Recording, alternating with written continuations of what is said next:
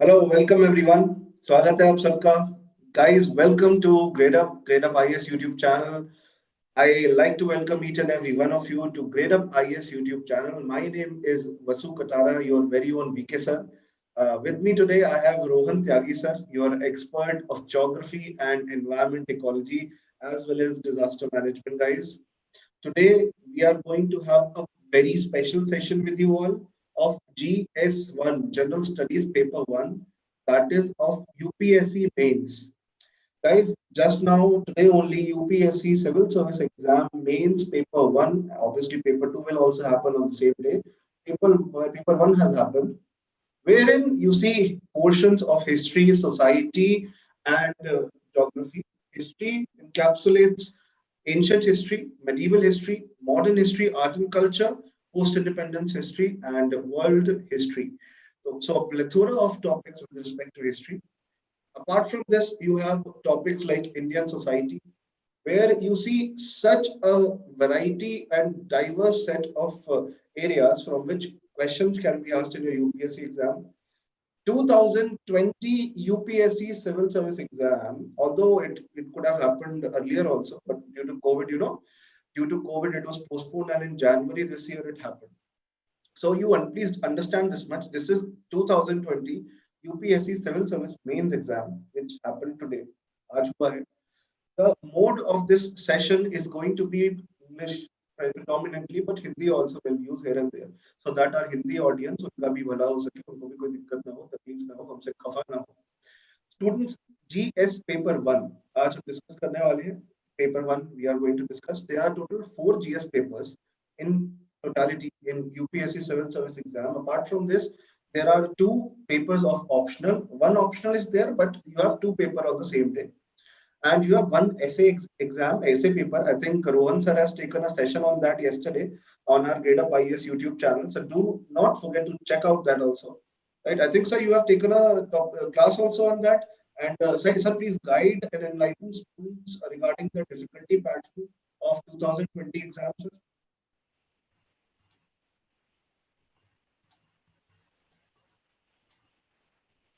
Please, sir, enlighten students. Hello guys, first of all, good afternoon. And second, please do share this class on each and every platform you can. Fine. My dear friends, see, this paper shows the changing trend of UPSC. Guys, as you can see, most of the questions that has come, they are not direct questions. Some of them are obviously direct questions, but most of the questions, they are not direct. If they are direct, there are some, nitties and gritties. For example, the word geophysical, nobody knows exactly what it is. In your NCERT, there is no mention of it. So how you will, manage this thing? So definitely the paper has gone to a new level. That's for sure, my dear friends.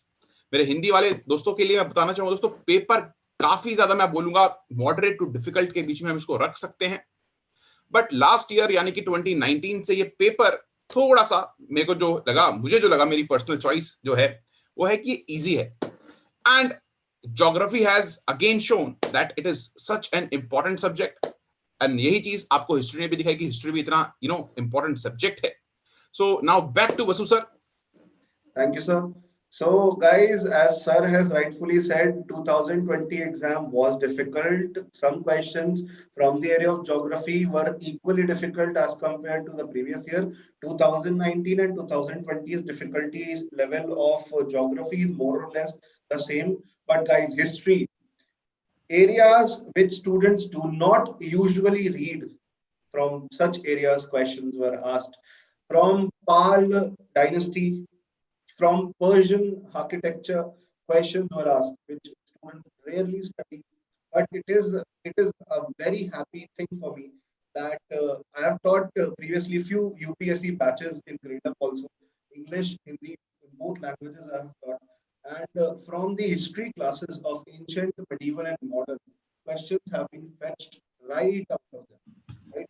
Whether it is rock cut architecture or it is Persian architecture, Persian culture and literature. So directly questions have come. So guys, without further ado, we are going to start discussion and we will give you a brief explanation about the various questions which were asked today, right? Please stay connected till the very end. If you have any question, I request you to please drop your questions only after we have explained the particular question. Otherwise, in between, it will be totally hodgepodge because we'll be explaining you with the answer also and taking your comments also, which will be a little problematic for us. So please, थोड़ी रहम करिए हमारे ऊपर. और दोस्तों, please do not forget to like this YouTube session. It is very important for us, for you also, because see, अब तो गुरु दक्षिणा आपसे मांग नहीं रहे हैं. It is a gesture from your end to show that you support this initiative of ours. So without further ado, let us start discussing GS paper 1. This topic, this question, this session will encapsulate all 20 questions from various topics, either of geography or of history, right? So one by one, we are going to discuss.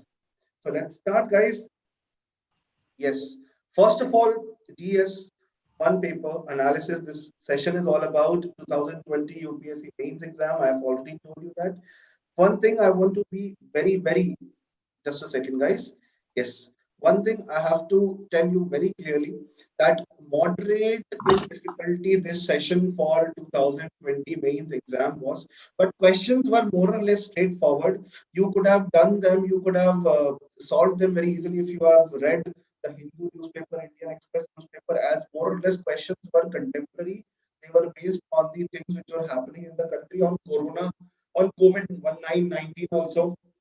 A question was there, and they were quite straightforward. History question, I understand they were difficult. Paper is always directly related to the syllabus. Nothing is out of the syllabus. Do remember that.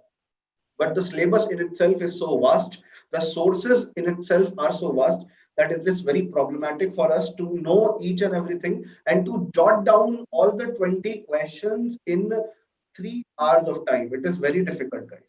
So geography section had maximum weightage. 8 questions out of the total 20 questions were from geography. Question number 4th, 5th, 6th, 7th, 14th, 15th, 16th, 17th. Total worth of 100 marks.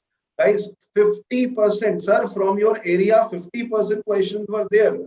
Sir, can you please tell the students about the relevance of geography section in mains exam? How important it is for them to study the section holistically.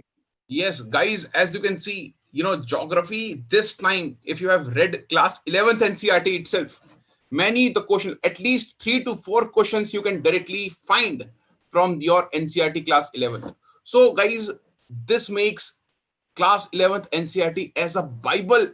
So those people who are neglecting the NCERTs, please, my dear friends, this is my one and only advice to you.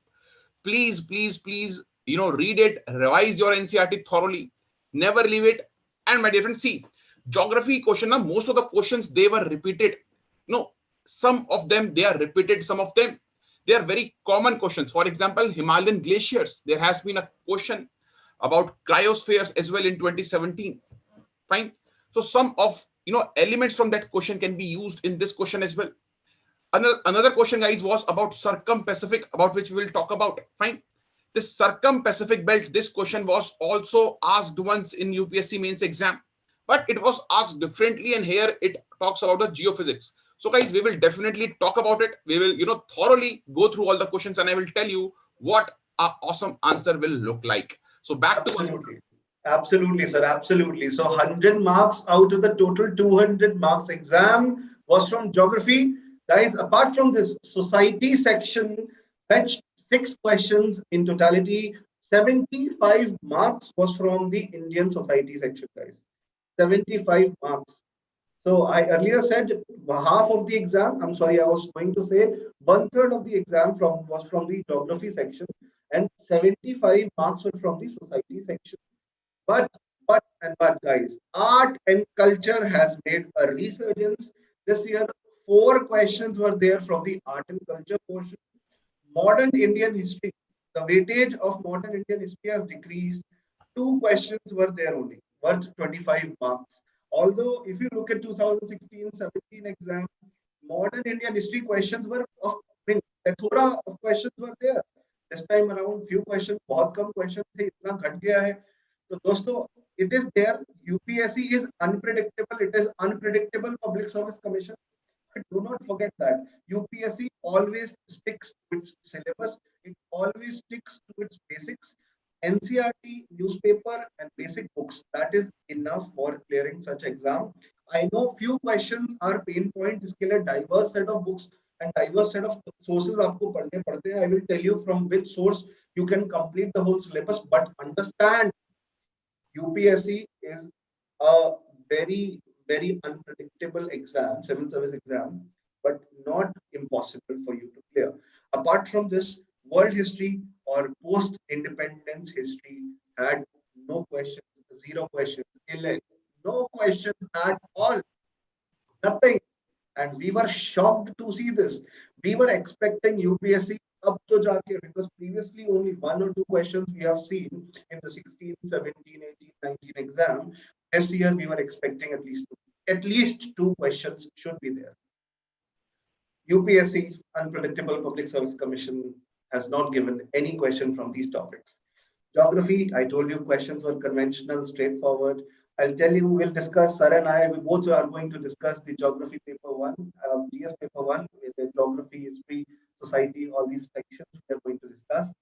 Guys, this is the comparative analysis of the questions which are the marks from various topics which were there in the previous year exam, 2013, 14, 15, 16, 17, 18, and 19. 2020, a little changes, a lot of changes are there. A little, you can say, transformation UPSC has done. World history, negligible. Post-independence, negligible. Art and culture, 4 questions. So change in pattern is there, definitely. Okay. And let us start now from the question number 1, which is of ancient history along with art and culture, related to both. That the rock cut architecture represents one of the most important sources of our knowledge of early Indian art and history. Guys, if you ever look at the rock cut architecture in India, you will always see it started in prehistoric times.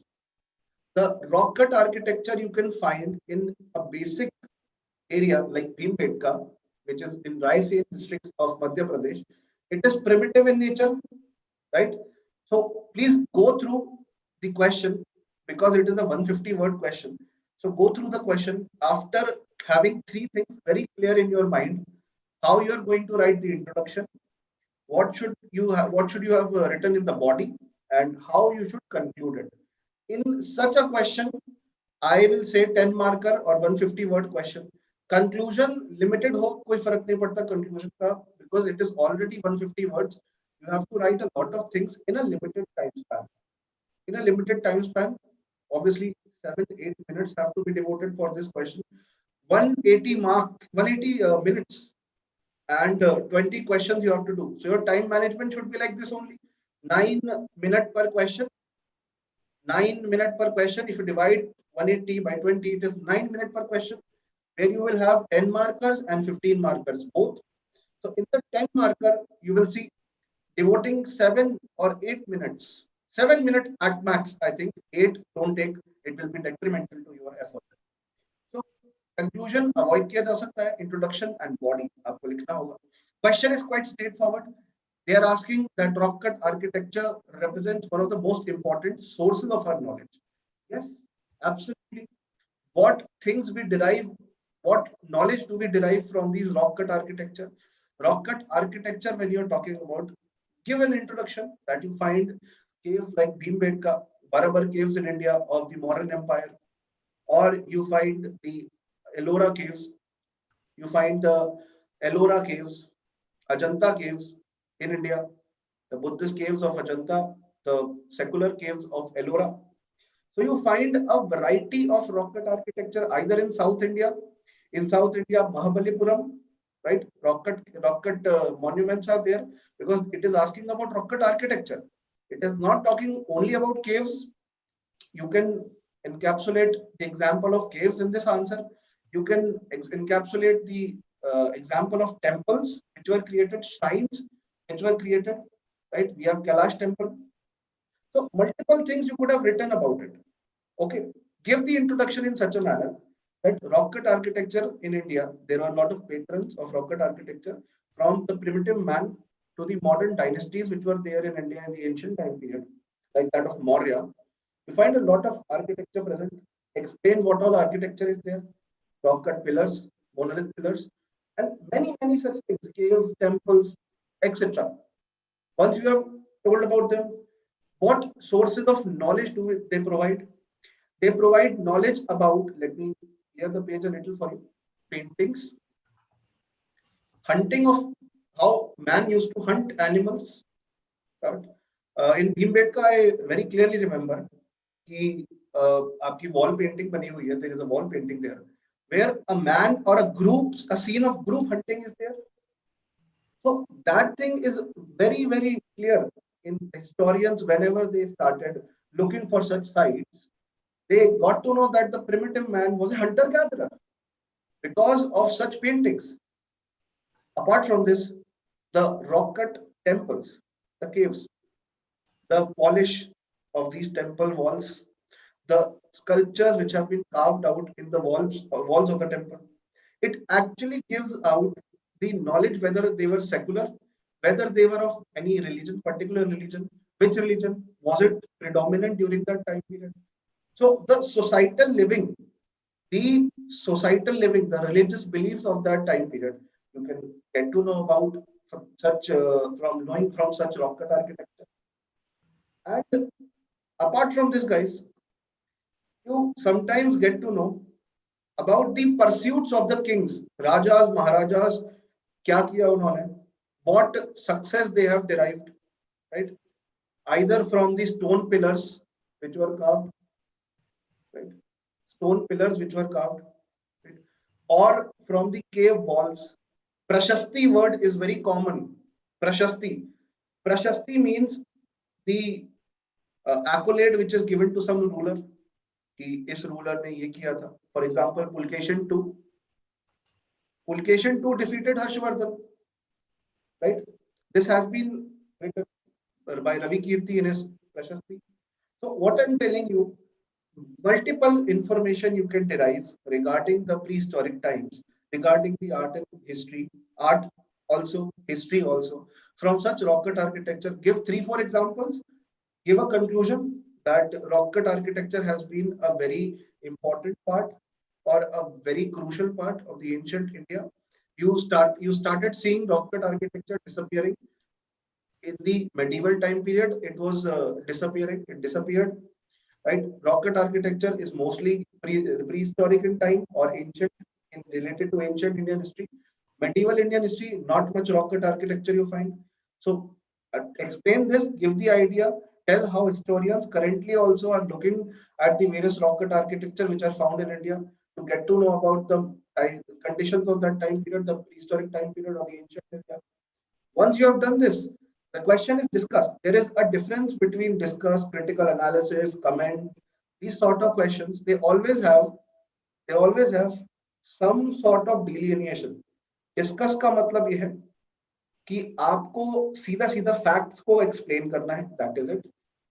Content you have to provide. I know it is difficult to write and it is quite specific. It is only related to rock cut architecture. It is not comprehensive art and culture based. So I know it's a little difficult question for those who do not have fondness towards art and culture. But yes, a good question it was, and I should be proud of UPSC for answering this question of ancient history. Let us move on to the second question. Pal period is most significant phase in the history of Buddhism in India. Right? Pal period is the most important phase in the history of Buddhism in India. Enumerate. Now question has asked you to enumerate. Enumerate का मतलब point में बताओ क्या क्या है. इसके facts बताओ. Is it right or wrong? Have the question, is the question making any sense? It is the most significant phase. So they are asking about the explanation of the statement. And do you agree with it? Tell them in points. See, Pal period is obviously Pal period in East India, in Bengal region. Pal dynasty was there. Pala dynasty was there. Obviously, it was a very important phase in Indian history. See, Buddhism rose during the Pals in eastern part of India. Many monuments were restored Buddhist monuments. The Buddhist monks were given specific privileges.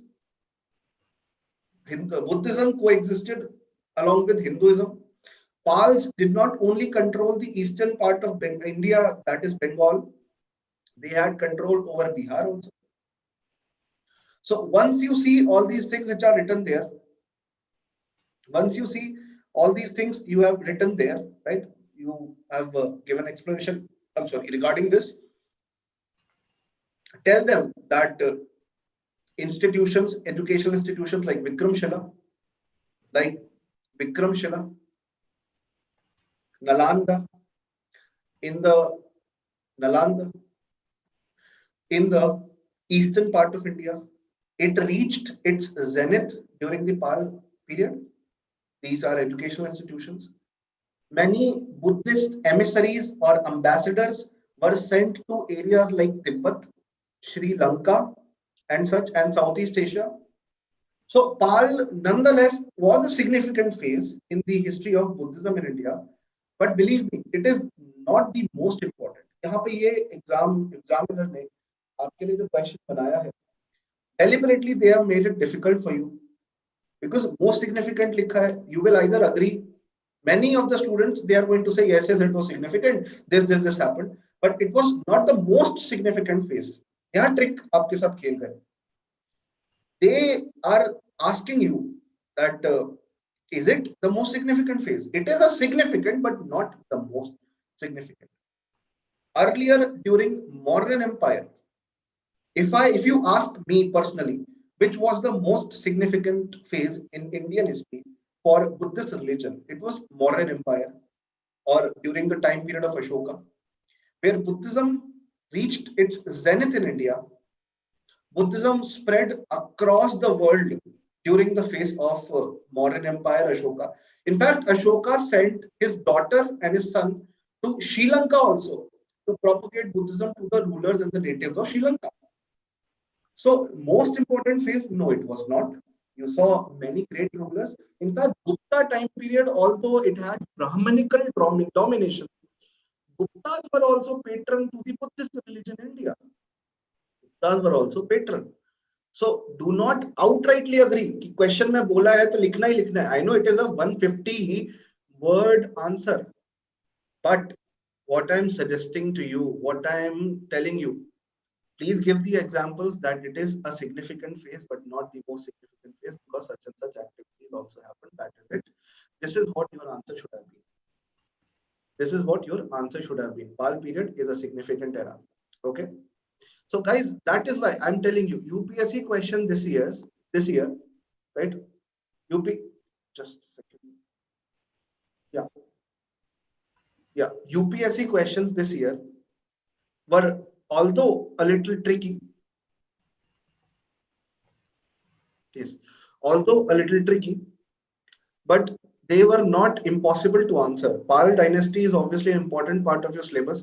There were three rulers, Pal, Pratihars and Rashtrakuta down south, they were there. Pals in eastern part of India and your Pratihar, Gurjar Pratihar dynasty during the 7th, 8th, 9th century.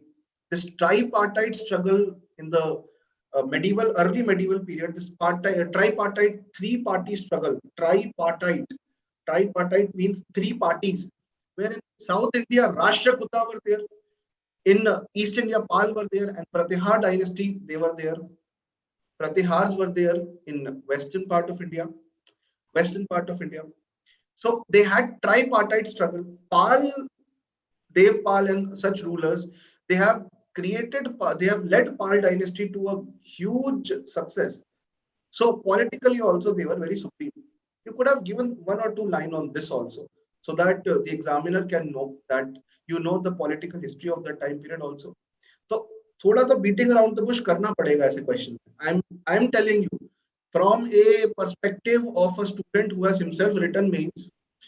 I am telling you थोड़ा beating around the bush करना होगा because 150 words fill करने में पसीने छूट जाते हैं. It's very difficult for you to answer the statement, to answer the question.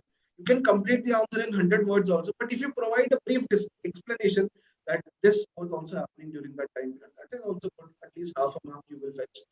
So that you could have also written.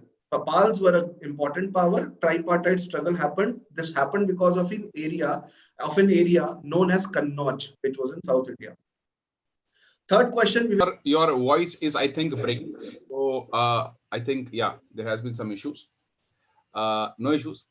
So guys, question number 4. So we come to the question number 4, and this has come directly from your NCERT. So my dear friends, just give me a second. Can you please, Vasu sir, can you please, give me the access of the screen? I am unable to share my screen.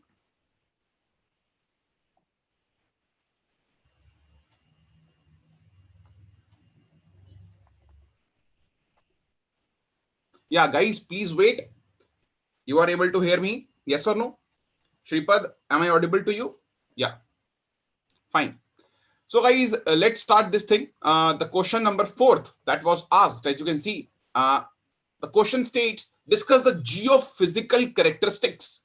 So please focus upon keywords. दोस्तों जब मैं class में बताता था, क्या बोलता था कि भाई प्लीज कीवर्ड्स पे फोकस रखें.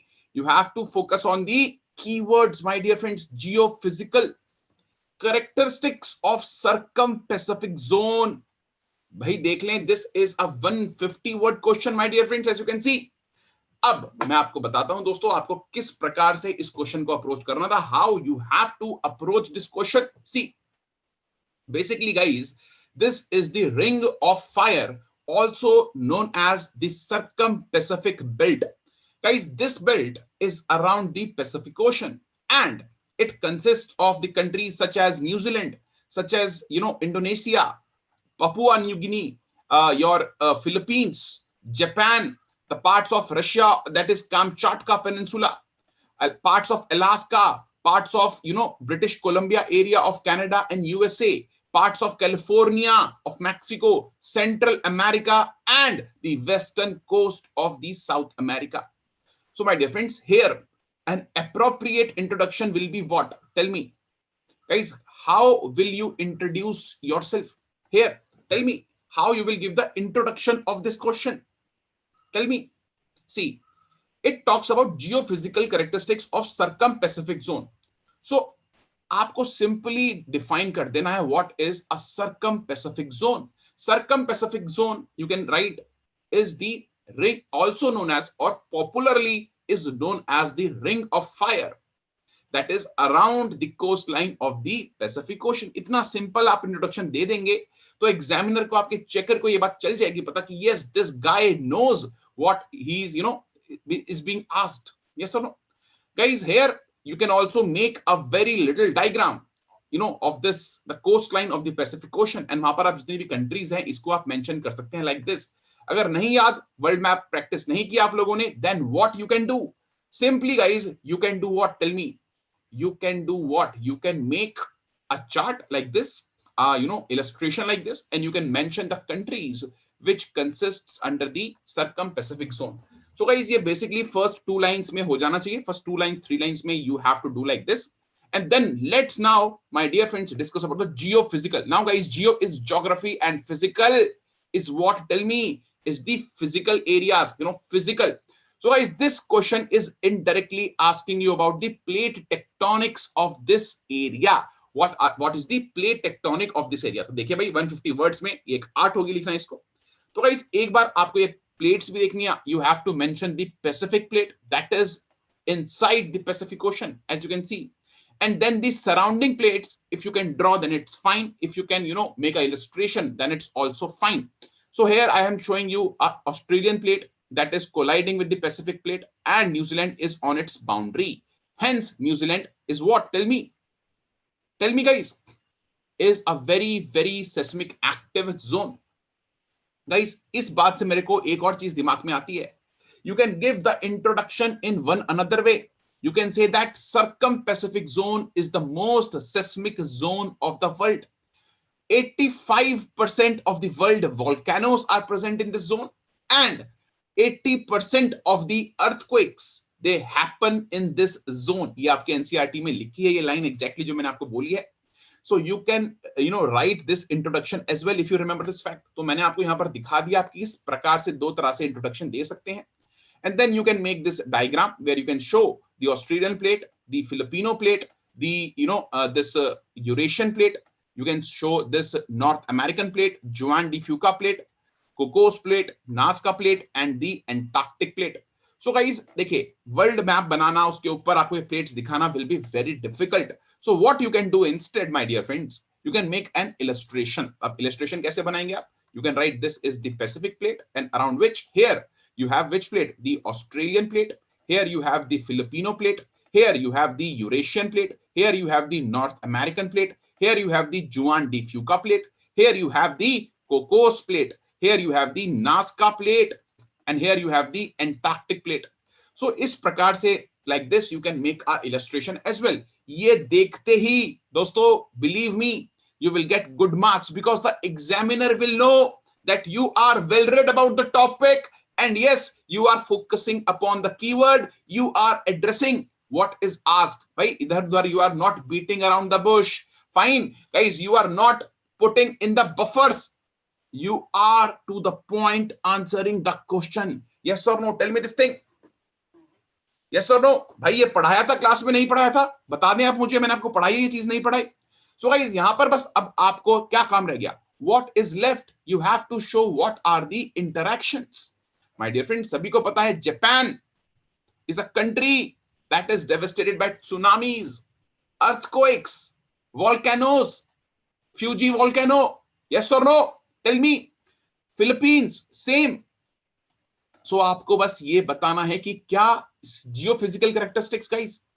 What is the connection of the plate? Simple है. देखें भाई, Pacific plate is colliding with the Australian plate. Hence, you have the Southern Alps, the fold mountain system in the New Zealand. You have the Philippines archipelago and the Indonesian archipelago because of this collision. And you have the Japanese archipelago due to this collision. You have the Rocky Mountains due to this collision. Yes or no? You have the Andes mountain due to this collision of Nazca plate with this, South American plate. Now, यहाँ पर guys, there are two convergent boundary as well. See, अगर हम plate boundaries की दोस्तों बात करते हैं, if we talk about the plate boundaries, what you know? See, plate boundaries, they are of three types. Simple as that. Number one, when two plates are colliding, that is the convergent boundary, or known as the constructive boundary. जो Japan में है, Philippines में है. Then, my dear friends, you have this divergent boundary where two plates are going away from each other. Yes or no? This is known as what? This is destructive and this is constructive. And then there is a transform boundary. इस area में आपको तीनों तरह की boundaries मिलती हैं, guys. You will find all three boundaries here. Here near Juan de Fuca plate, you will find the transform boundary. Here, guys, you will find the mid-oceanic ridge known as Pacific rise, जिसके बारे में आपको mention करना है. Pacific rise is here. Yes or no? The plates, they are going apart. They are going away from each other. Here as well, Nazca plate is moving like this and Pacific plate is moving like this. Hence here you will find again the Pacific rise. This is what? Your constructive boundary or the divergent boundary. So बहुत ही basic question था ये, a very simple question. आपको सीधा सीधा इस पे बात करनी है दोस्तों. Geophysical characteristics आपको बताने हैं क्या है. And this is how, my dear friends, you will approach this question. So let's move to the next question, my dear friends, now. And the next question is basically about desertification. The process of desertification does not have climatic boundaries. देख ले भाई, justify with examples. Basically, see guys, we are facing a big problem, a big challenge. And that challenge is that the deserts, they are expanding. What? The deserts, they are expanding. Now, my dear friends, this desertification process is happening no matter where you live. In the cold deserts, in the warm deserts, everywhere this process is happening. Now, guys, this desertification, it means number one, deserts are expanding, and number two, your land is being degraded as well. What? Your land is being degraded as well. So how can you give the introduction of this question? Tell me. So guys, in intro, it is better to connect this question with the International Convention of United Nations Convention to Combat Desertification, UNCCD. भाई coffee की दुकान नहीं है ये, याद रखें. CCD क्या है? Convention to Combat Desertification. It is not cafe coffee day, my dear friends. And my dear friends, this was signed in 1992 in the United Nations Convention on Environment and Development. So definitely guys, you can start with this thing. Yes or no? You can start your question with this thing. Now my dear friends, let's talk about the process of desertification. First, now guys, see why the deserts are expanding. There are many reasons. For example, one is deforestation. You are removing what? Tell me. See, you are removing what? Tree cover, grass cover from an area, and hence the desert, they have space to expand. The land is being degraded. Yes or no? Tell me. Number two, my dear friends, is overgrazing. Guys, basically, the grasslands are in between deserts and forest ecosystem. Grasslands are there as a transitionary zones. Now, in these grasslands, there are, many economic activities going on, and overgrazing is one of the most important thing that is going on, and that is leading to desertification of this region. Yes or no? Number three, my dear friends, is over irrigation and salinization. The problem of salinization due to over irrigation, my dear friends, where the land becomes uncultivable if you over irrigate the land. भाई ये India के अंदर पंजाब में, हरियाणा में, waste Uttar Pradesh में, राजस्थान में, गुजरात में, even Andhra Pradesh में ये प्रॉब्लम हम फेस कर रहे हैं. टेल मी यस और no my dear friends. Guys, उसके बाद एक और बहुत बड़ी दिक्कत है हमारे सामने, and that, my dear friends, is number 4, climate change. The weather is becoming warmer and warmer, hence the deserts, they are growing. Now ये तो reasons हो गए, तो आपको इनको इतना explain नहीं करना है because it is a 150 words question. So आप इसको, in short you can write it down, or you can definitely make this kind of a mind map, after your introduction part, and then guys, you can make this map, or you can illustrate this map basically. So guys, this is a map that shows the vulnerability of the area, as you can see, for desertification. Now guys, this is Sahara Desert, already a desert. Around it, this is the Sahel region. This is the Sahel region, as you can see.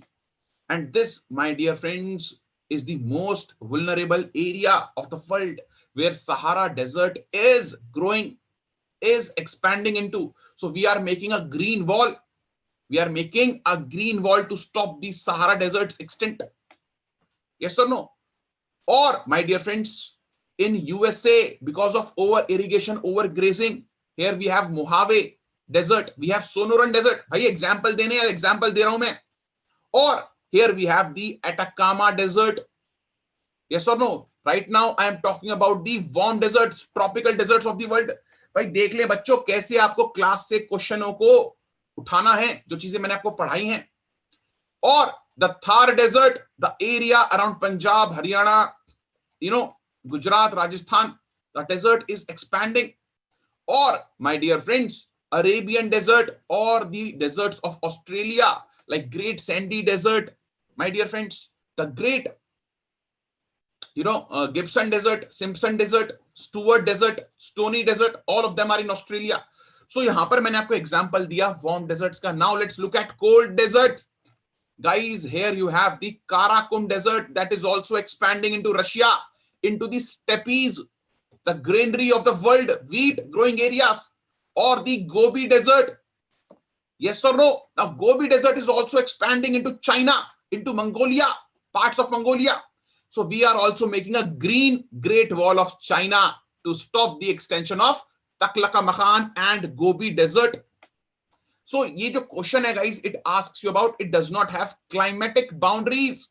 It means it is present in each and every climate. This process, this problem is there in each and every climate.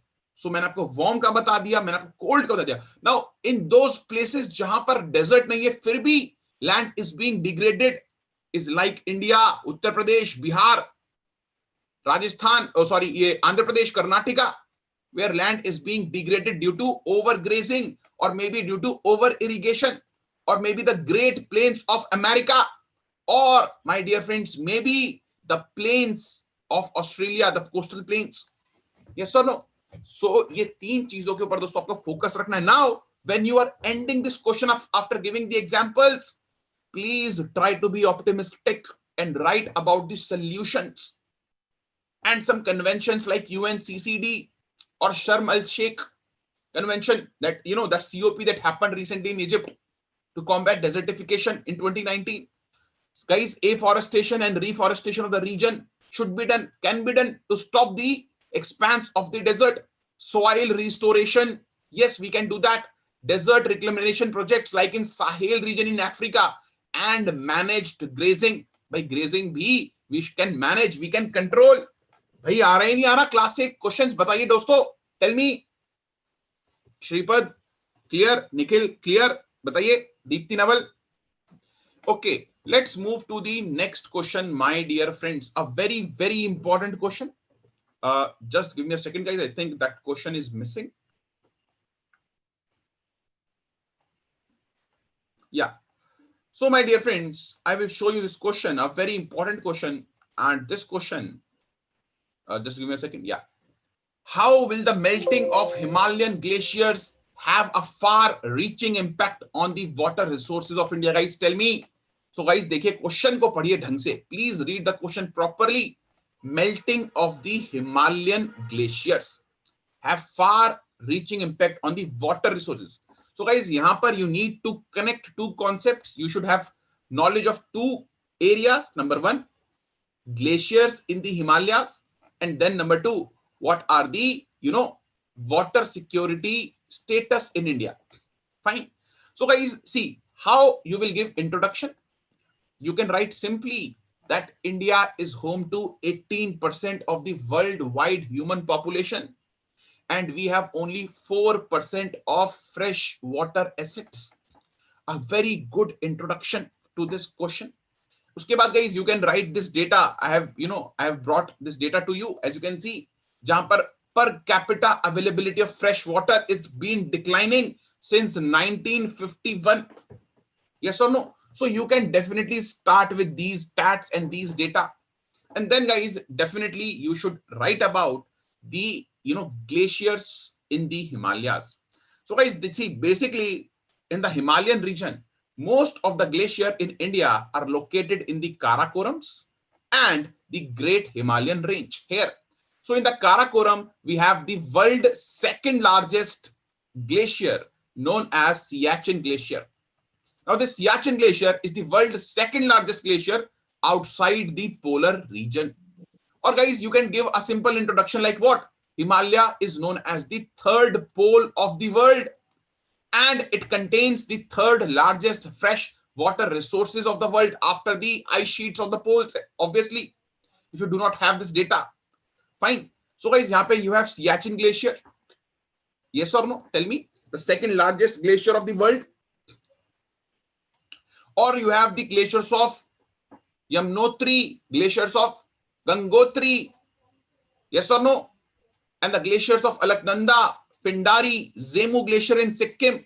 So about all these glaciers, you should mention, you can create a map basically of India, and you can pinpoint all these glaciers and can draw the relevant rivers that are coming out of this. For example, like Siachen Glacier se Nubra River aati hai, that is the tributary of Indus, or Yamuna River from Yamunotri, Ganga River from Gangotri, or my dear friends, Teesta River from Zemu Glacier. Tell me that there are many glaciers in the Mansarovar area as well, about which you can also mention. Or at least आपको यहाँ पर ये India का map तो बनाना ही पड़ेगा depicting the glaciers and the rivers.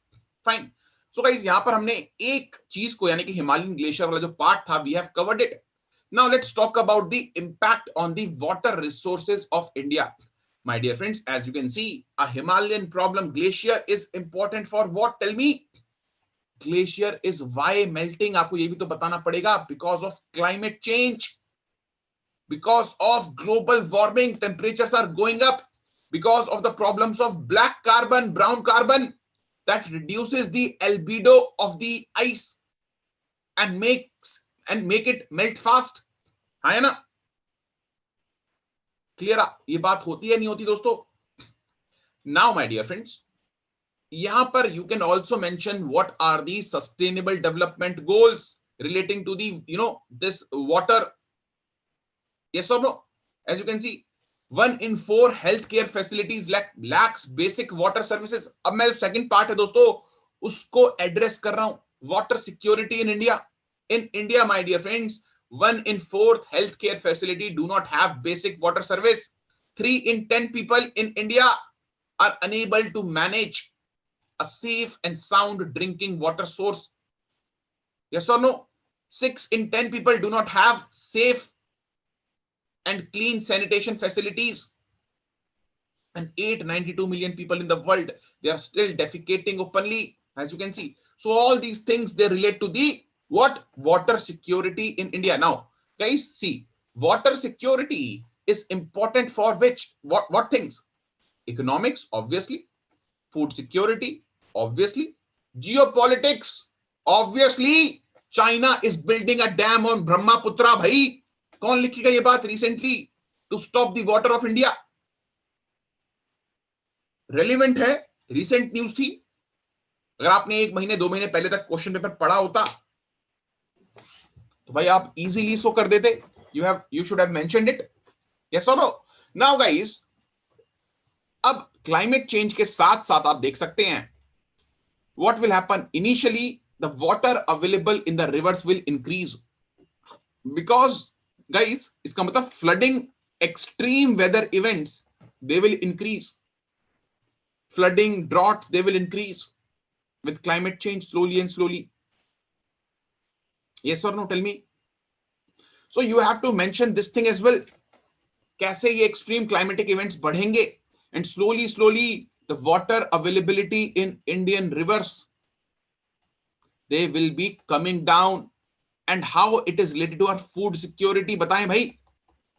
Irrigation के लिए जरूरी है, पूरा north India is dependent upon the melting glacier. See, यहां पर आपको नॉर्थ इंडिया की बात करनी है, बिकॉज ग्लेशियर से पानी तो सिर्फ नॉर्थ इंडिया में आता है जी, और कहीं भी आता है तो बता दें इंडिया में, north India, north east India.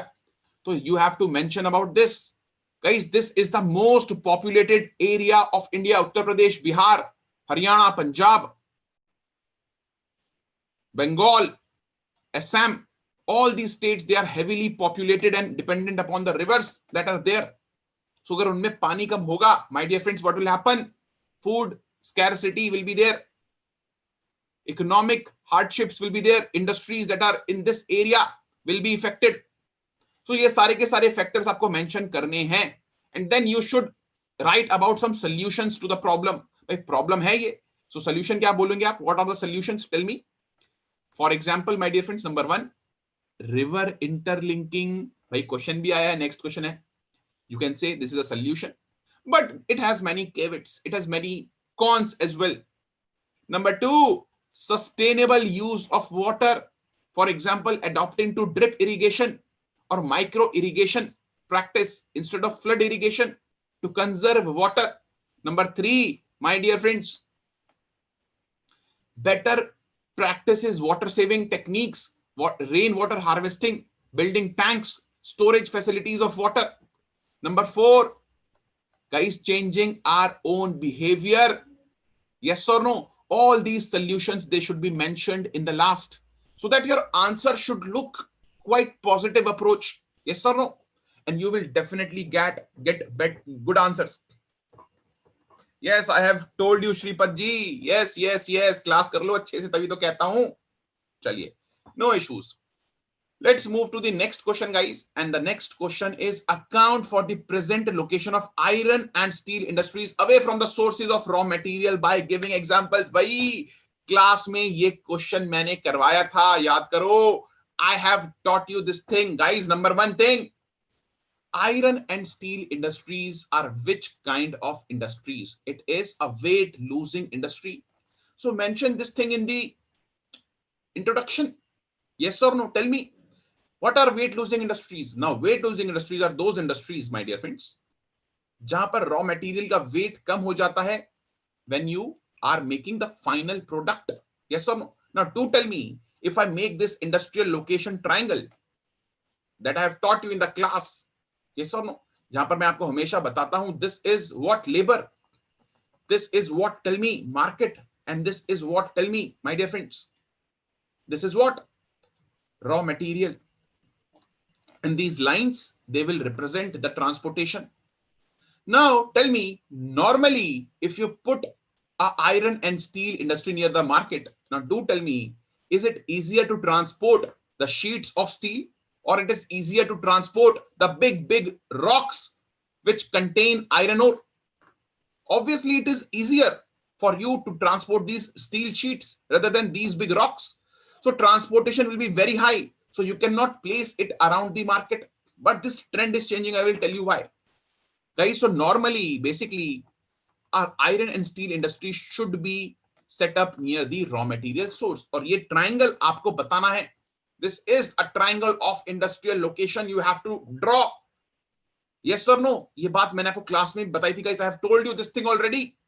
So it should be there. So you can give the examples of Jamshedpur, Bokaro, Rourkela, Bhilai, etc. All of them, they are located near the raw material. Now, अब बात कर लेते हैं, what are the raw materials for iron and steel industry? There are two important raw materials. Number one is the iron ore of hematite or magnetite, and number two is the coking coal, good quality of coal. Now, coal अगर आपके पास है, so then what you can do? Fe2O3 plus carbon, that is coal, will fetch you iron plus carbon dioxide. So this reaction is very important. So hence you require good quality of coal that India imports mostly from Australia. Fine. Now ये आपको 4 to 5 6 lines में लिख देना है, जो भी आप लिख सकते हो minimalistic उसमें. And then let's come why they are away from the sources. क्यों अलग हो रही हैं? देखें भाई, this is the basic snip that I took from your NCERT. और अगर आपने ये snip लिया होता दोस्तों, ये NCERT पढ़ी होती, तो जो initial मैंने आपको चीज बताई हैं, they are coming from here. Yes or no?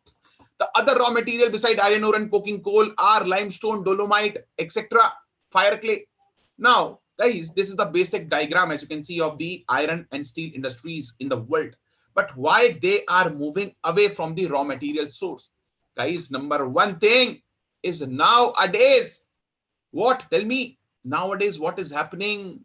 Scrap metal is increasing, and my dear friends, this electric arc furnace is being set up near the market, because भाई आपको ज्यादा scrap metal कहां मिलेगा? Where you will find the scrap metal? Tell me. You will find the scrap metal near the market only. Yes or no? जहां पर ज्यादा waste produce होगा. The more waste being produced where? Near the market. So nowadays, guys, this recycling process or of extracting iron and steel from the scrap metal is being increasing. Hence, you should, my dear friends, set up these electric arc steel making furnaces near the source of the raw material. And source क्या है दोस्तों? Near the market, near the big cities. पहली चीज, example क्या है दोस्तों इसका? In and around Delhi industrial area, you can find in and around New York, Mumbai, all of these electric arc furnaces, they are being created. Number two thing, guys, iron ore around the world is being depleting. For example, Japan do not have any iron, source. So Japan में India is importing, Australia is importing iron ore, and hence Japan के अंदर वहां पर away from the raw material आपको क्या मिलेगी? Iron and steel industry. Same thing is applicable to Germany and France, जहां पर Lorraine Plateau के ऊपर the Rhine River region, the quantity of iron ore is being reduced. Yes or no? Tell me. Hence, in this region, guys, again, the focus is on arc furnaces or this ore that is imported from India or maybe Australia or maybe United States of America. So guys, these are the things that you need to tell about. Fine, is question के अंदर. Now, I think Vasu sir. Yes, sir, I'm here. Please tell. Okay, fine. A beautiful explanation of various concepts of geography. Very good, sir. Now I think I have completed till question number 7, sir. Now I think you should continue from question number 8. Yes. Fine.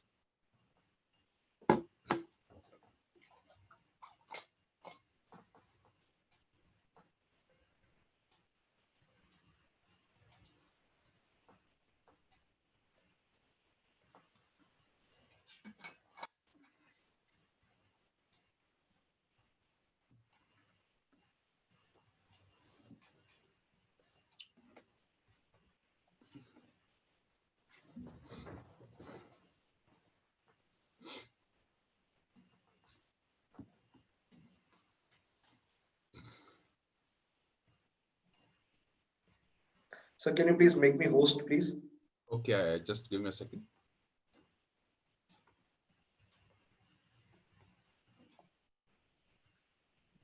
Thank you, sir.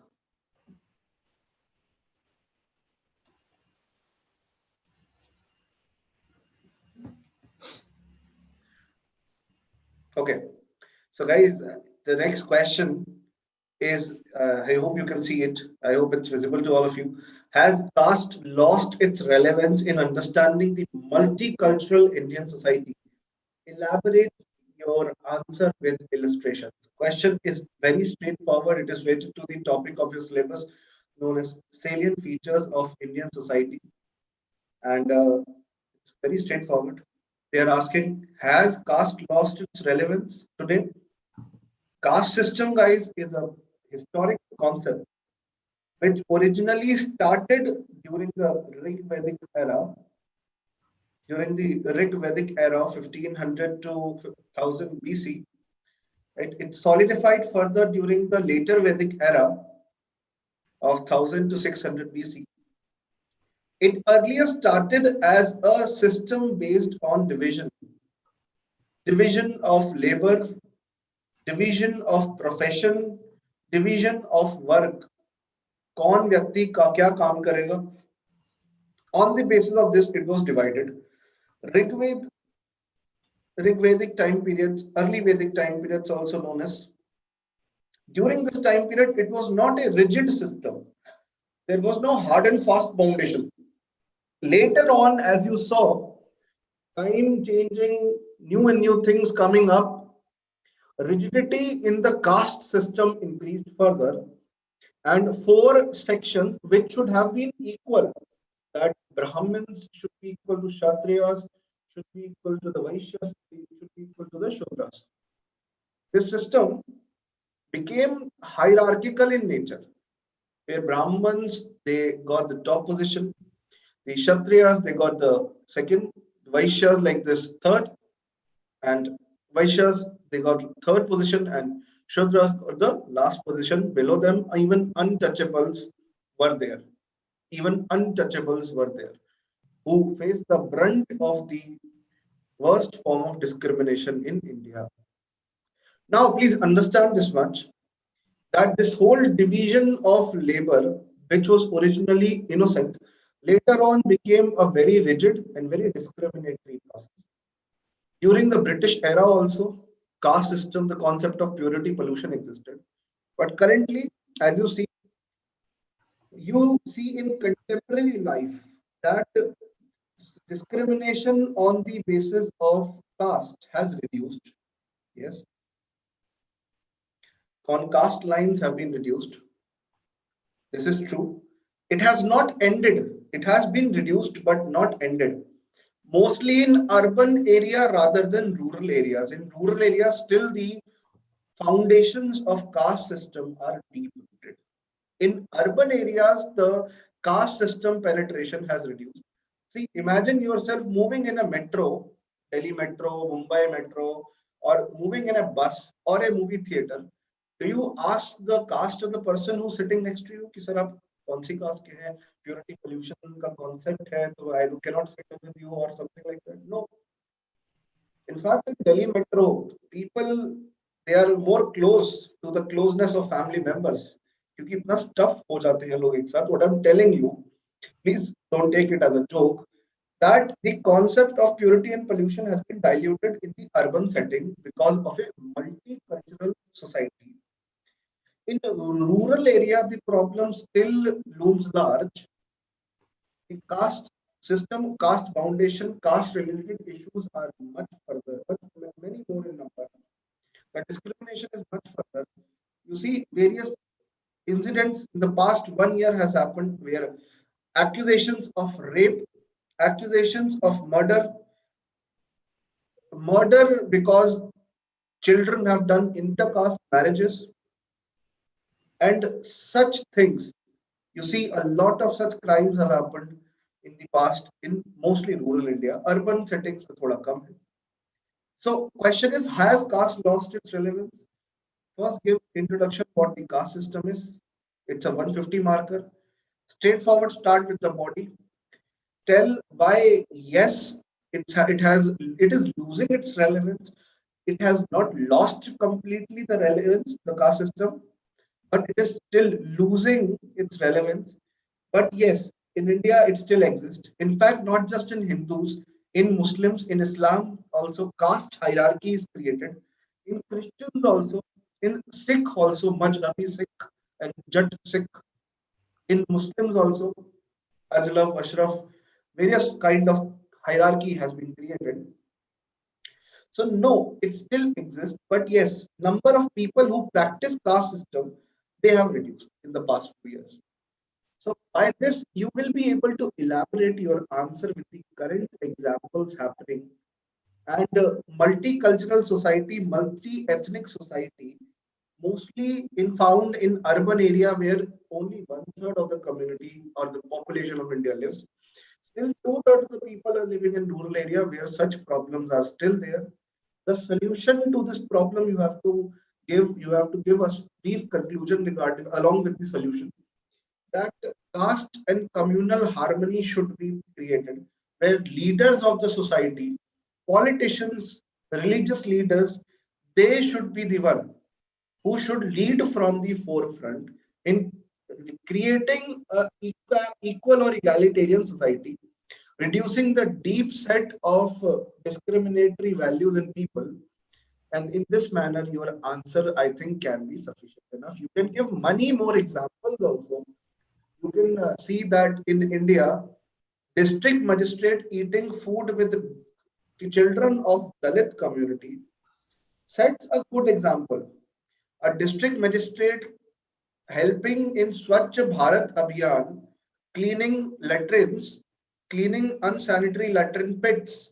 This gives a very good idea and increases the awareness in India. It increases awareness in India that the concept of purity pollution should reduce. It is a time where humans should be considered equal. Men and women should be considered equal. There should be no upper caste, no lower caste. Everybody should be symmetric with each other. This, in this way, even if we progress economically, we won't be able to progress socially until and unless we deal with such phenomena, such problems. Obviously, there is a space constraint, only 150 words can be written. So keep yourself limited and answer this much. I think it's going to be a good explanation. You can beg to differ, you can add many more things. That is the beauty of Indian society, where many things can be, many viewpoints can be given in a question. मेरा भी answer सही हो सकता है, आपका भी answer सही हो सकता है. I can also be right, you can also be right. There is no best answer. There is always a good answer, and I think I have done justice with this question. Moving further, ninth question. So, the ninth question is related to COVID-19 pandemic. Sir, COVID-19 तो हर जगह छाया हुआ है. UPSC mains also a question is there from COVID-19. So COVID-19 pandemic accelerated class inequalities and poverty in India. Comment same 150 words and 10 marker it is. It is also related to your syllabus where the concept or the topic of poverty and development issue involves this. Totally based on current affairs. You would have written so many things. COVID ye, COVID wo, vaccine aa raha hai, many things you could have written. It is only about the relevancy of what you have written.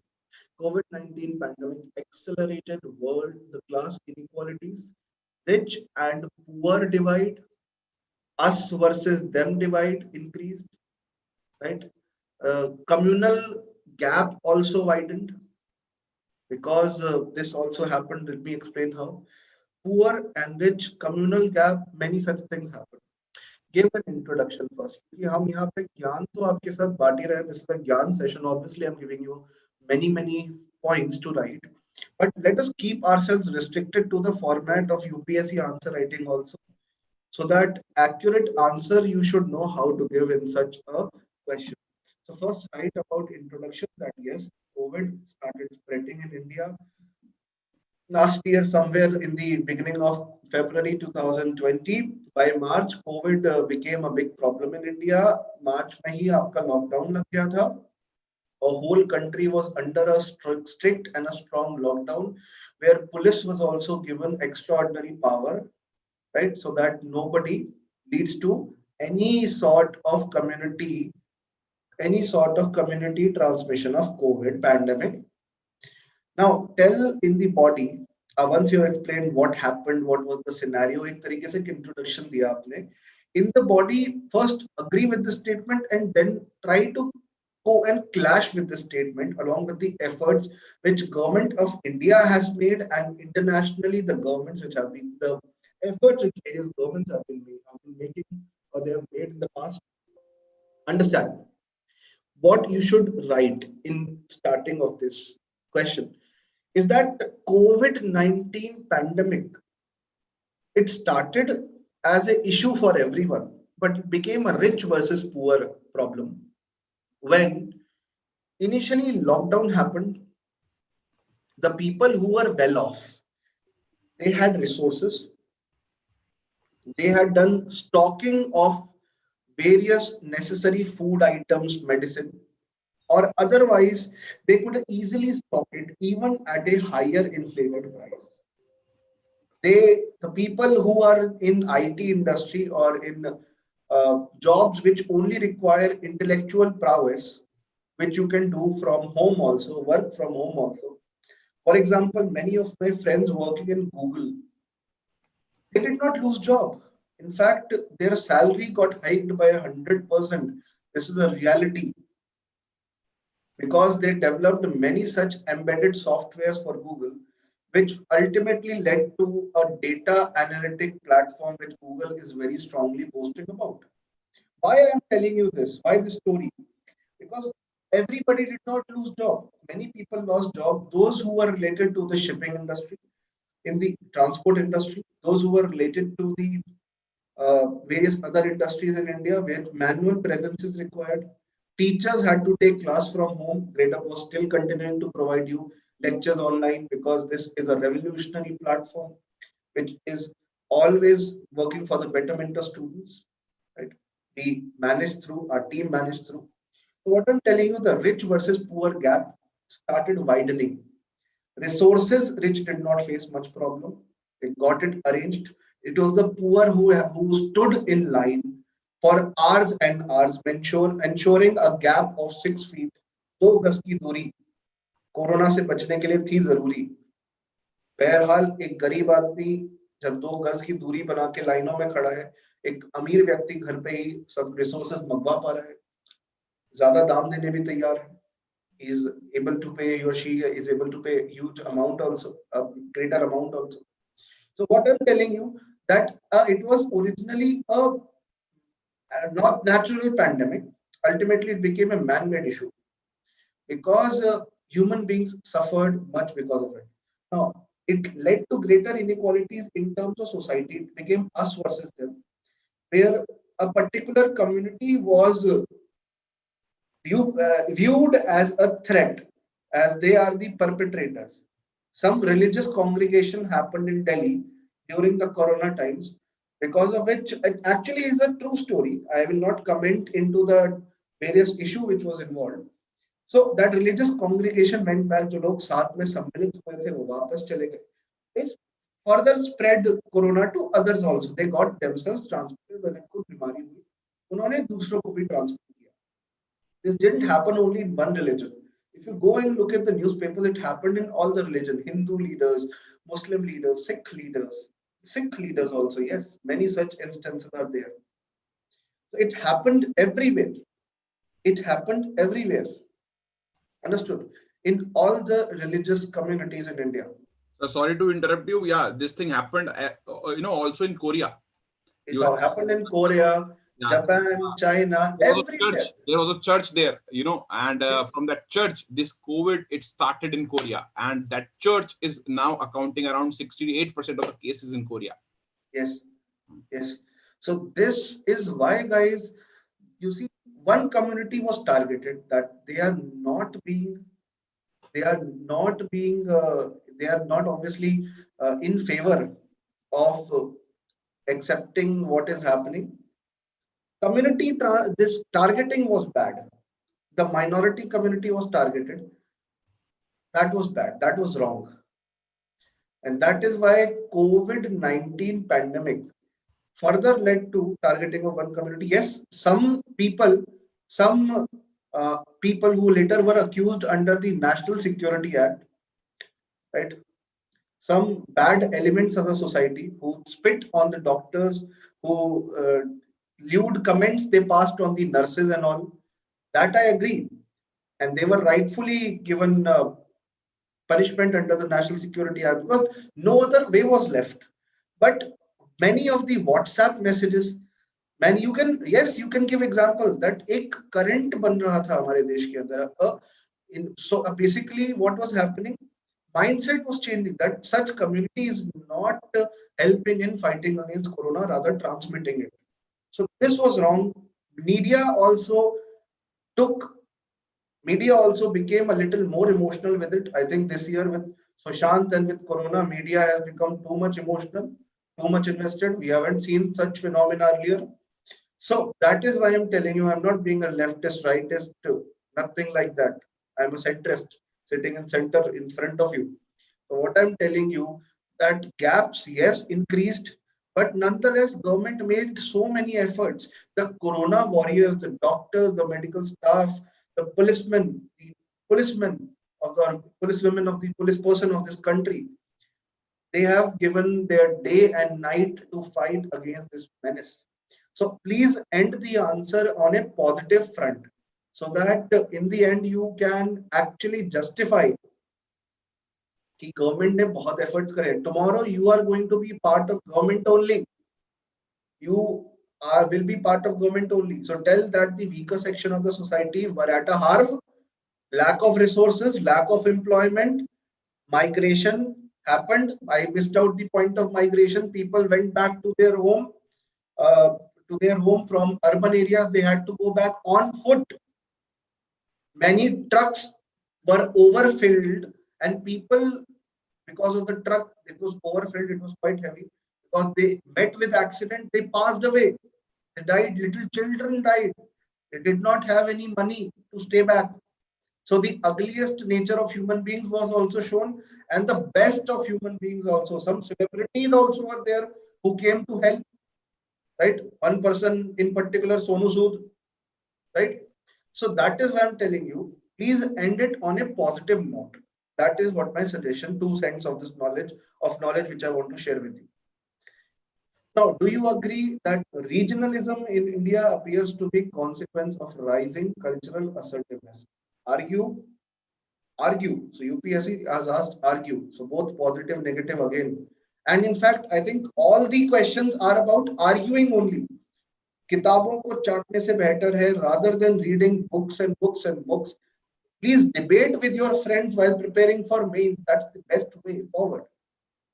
Now, do you agree that regionalism in India appears to be a consequence of rising cultural assertiveness? Please, it's a concept of regionalism which is part of society syllabus. Regionalism is the expression of common sense of what? Of identity and the purpose by people within a specific geographical region, united by its unique language. Let me tell you this definition, so it is given. आप intro के अंदर क्या लिखिएगा? Because it is a 150 words, so less space and less time is there. First, tell what regionalism you in your understanding is. Basically, it is the regional identity which takes over the identities which are more important, like nationhood, like humanity, right? Like human identity. Regionalism becomes more important, right? For example, someone, let's say from Haryana, he thinks that Haryana is the best. No state is good in comparison to Haryana. Or even a small part, a small city of Haryana, they think our city is the best. We will not let anybody come into our region. It is our region. That is regionalism. It is parochial thinking. It is a narrow form of thinking, right? Parochial and narrow thinking this is. So any such identity which takes a higher pedestal over the nationhood, over the other identities which are more important.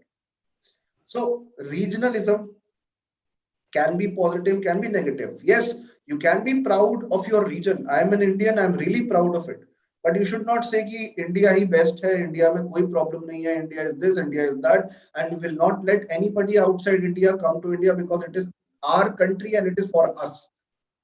And India is the best. Or some state of India tries to break away from the state. Let's say Khalistan movement, which is a secessionist movement. बंटवारा चाहते हैं, अलग करना चाहते हैं India से. Or in other parts of India where secessionist tendencies are there. So when extreme form of regionalism you see, that is poison and that is wrong. It is based on the principle of just soli, right of soil, son of soil. कि मैं यहाँ पैदा हुआ हूँ, तो मेरी जमीन है. In Maharashtra, a few years back, the northern Indians were thrown away. They were asked to go away.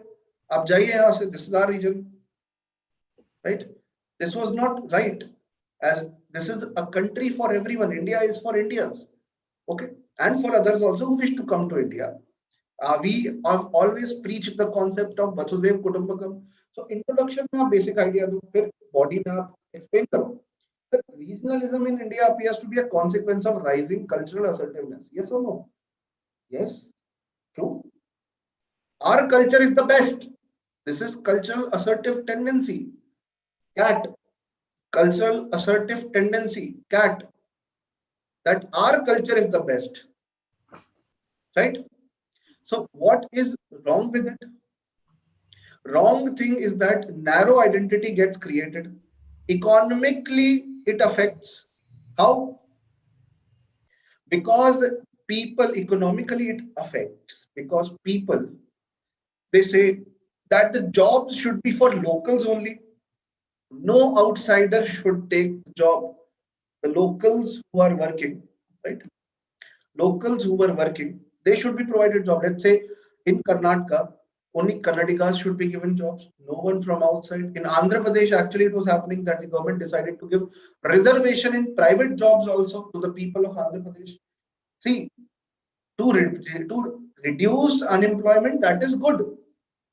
To reduce unemployment, it is good. But if you see, it creates a narrow identity. Few years back, a issue of Karnataka having a separate flag. This was in news. Please relate it with current affairs also. How can a state have its own flag? Karnataka, how can it have its own flag? Although Jammu and Kashmir also, as a state earlier, it had its own unique flag. Karnataka also asserted, and it actually got it. It was approved. So what I'm telling you, कि जहां तक harmless है, it can happen. Regional assertiveness, cultural assertiveness is harmless. It does not affect people. It's good, right? Now they are asking that regionalism is because of cultural assertiveness. Yes, also because of economic reasons, because jobs are reducing, because unemployment level is reducing, because people are not able to find good amount of jobs. They are not able to get jobs of their liking. Standard of living of people of other state, comparison of Bihar along with Maharashtra. See, in one state, standard of living is higher as compared to the other. So obviously, cultural assertiveness will increase. that our state is good, your state is bad, like that. That is why regionalism, regional identity on economic ground it will be created.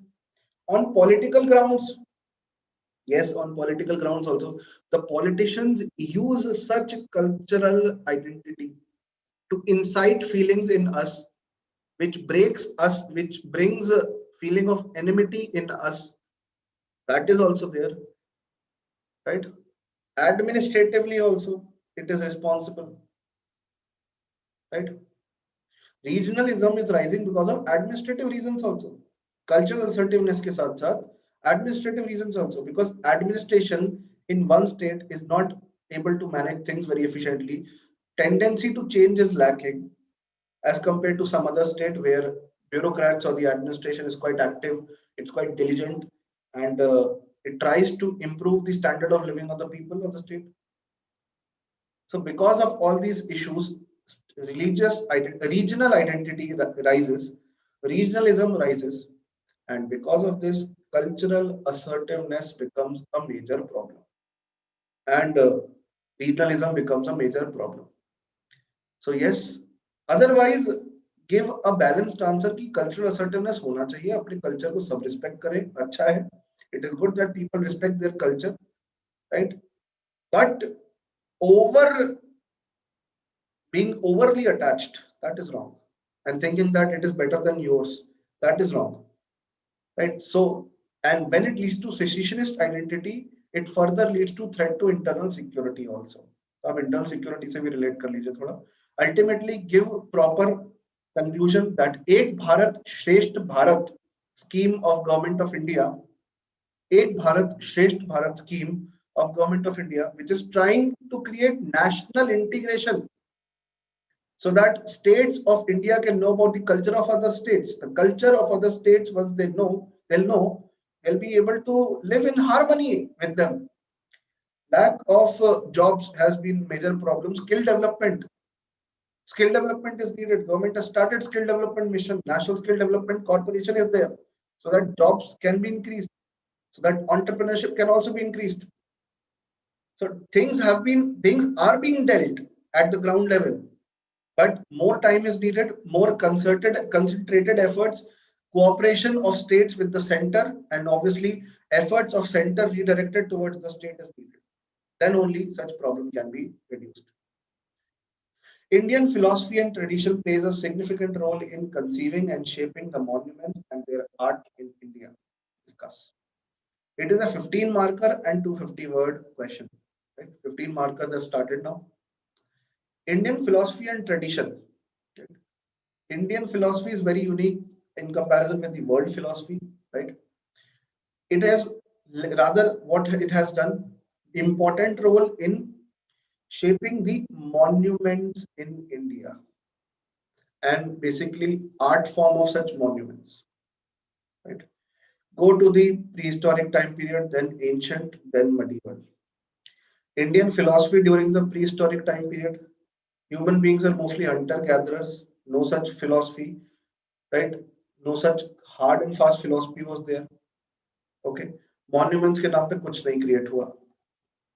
Ancient India, yes, ancient India can be divided into multiple parts and multiple phases and multiple on the basis of multiple religion, Buddhism, Jainism, right, right. So Buddhism, Jainism, mostly Buddhism related monuments, stupas. You see, stupas which are created, which are a dome-shaped hemispherical structure created on a mound, right? They are a mound where the relics of Buddha are stored. Relics, ashes, relics, Antim Astiya or Antim Avshesh, Gautam Buddha ke, they were stored. So by this explanation, you are able to understand that such monuments which were shaped during that time period, they are related to the philosophy, the culture, the tradition, the religion, which were during that time period. The undercurrent was obviously the religion. The theme was religion, which shaped various monuments and philosophies. The Torna, which was created, Torna is the gate. Stupas have a gate known as Torna, Torana, where three, it is like this. I'm drawing it a little different. Three, basically, one by one parallel, three parts are there, right? Three parts are there. Buddha, Sangha, Dhamma. These are Buddha, Dhamma, Sangha. These are represented. Buddha, Dhamma, Sangha. You have various engravings, carvings. You have Yaksh and Yakshani. Yakshani in the Shal Bhanjika Mudra also, which is a mudra which is a position where the Yakshani means forest dwellers. Forest dwellers एक statue होता है, एक mail एक female, उनका concept है हमारे tradition में forest dwellers, जंगल में रहने वाले, जंगल को कंट्रोल करने वालों के तौर पे. So this Yaksha and Yakshani statues which are there, Yakshani is represented in Shalbhanjika Mudra holding a branch or a branch of a tree, okay, huge branch of a tree hanging by it. So this is related to religion. The undercurrent was religion. So it shaped the monuments, as I gave you the example of the stupa, torna, right? In medieval India also, once you have given the example of this. So mostly Shaman tradition was there. The stupas, viharas in Buddhism, where stupas were worship or prayer hall or place of worship, place of prayer. Viharas were the residential areas. Viharas were the residential areas where the monks, the Buddhist monks, used to live. Shaman tradition was present in Hinduism, Buddhism, Jainism equally. Jain monks also used to live in caves, very simple, very plain caves. Right? Some drawing was done on them. So the religion, the philosophy, it created monuments. Jain religion believed in simplicity, so the caves were very simple. Later on, Buddhist caves were beautified. So yes, they shaped the art and monuments at that time period, which obviously transformed over the period. Modern empire.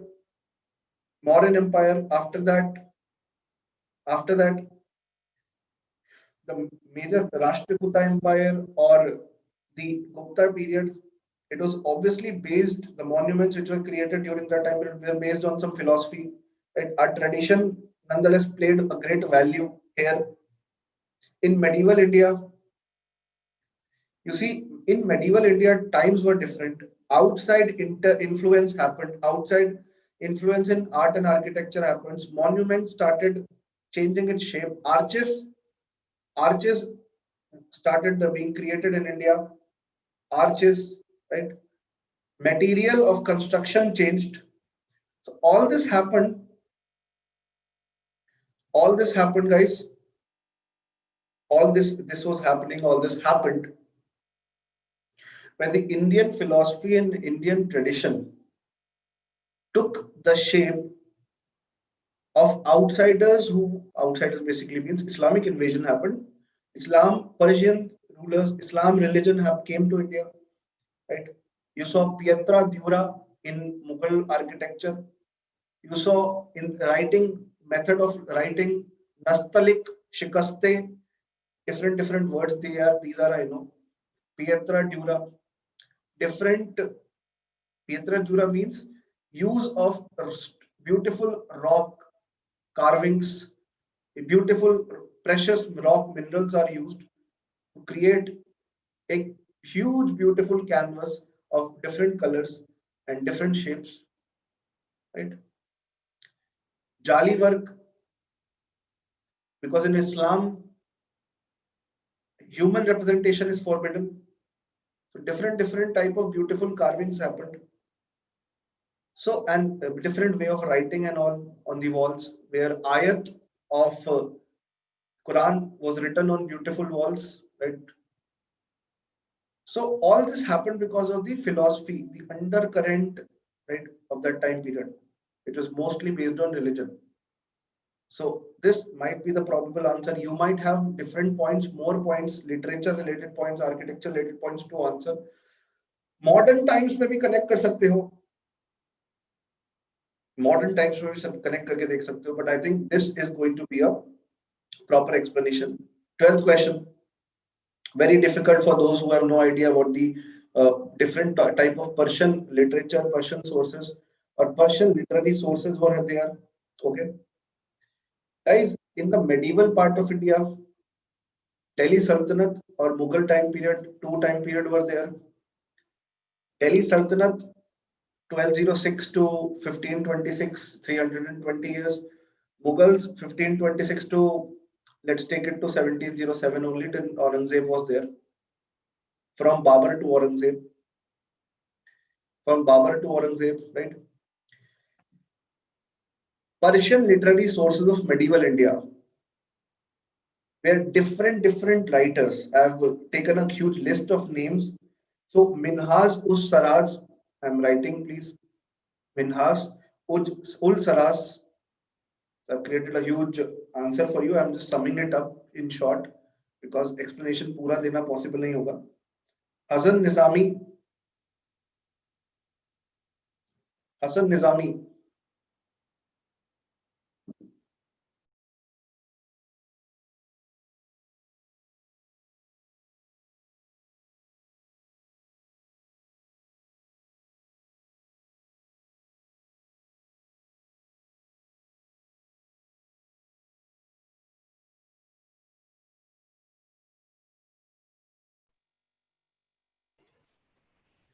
Sorry for that interruption, guys. Really sorry.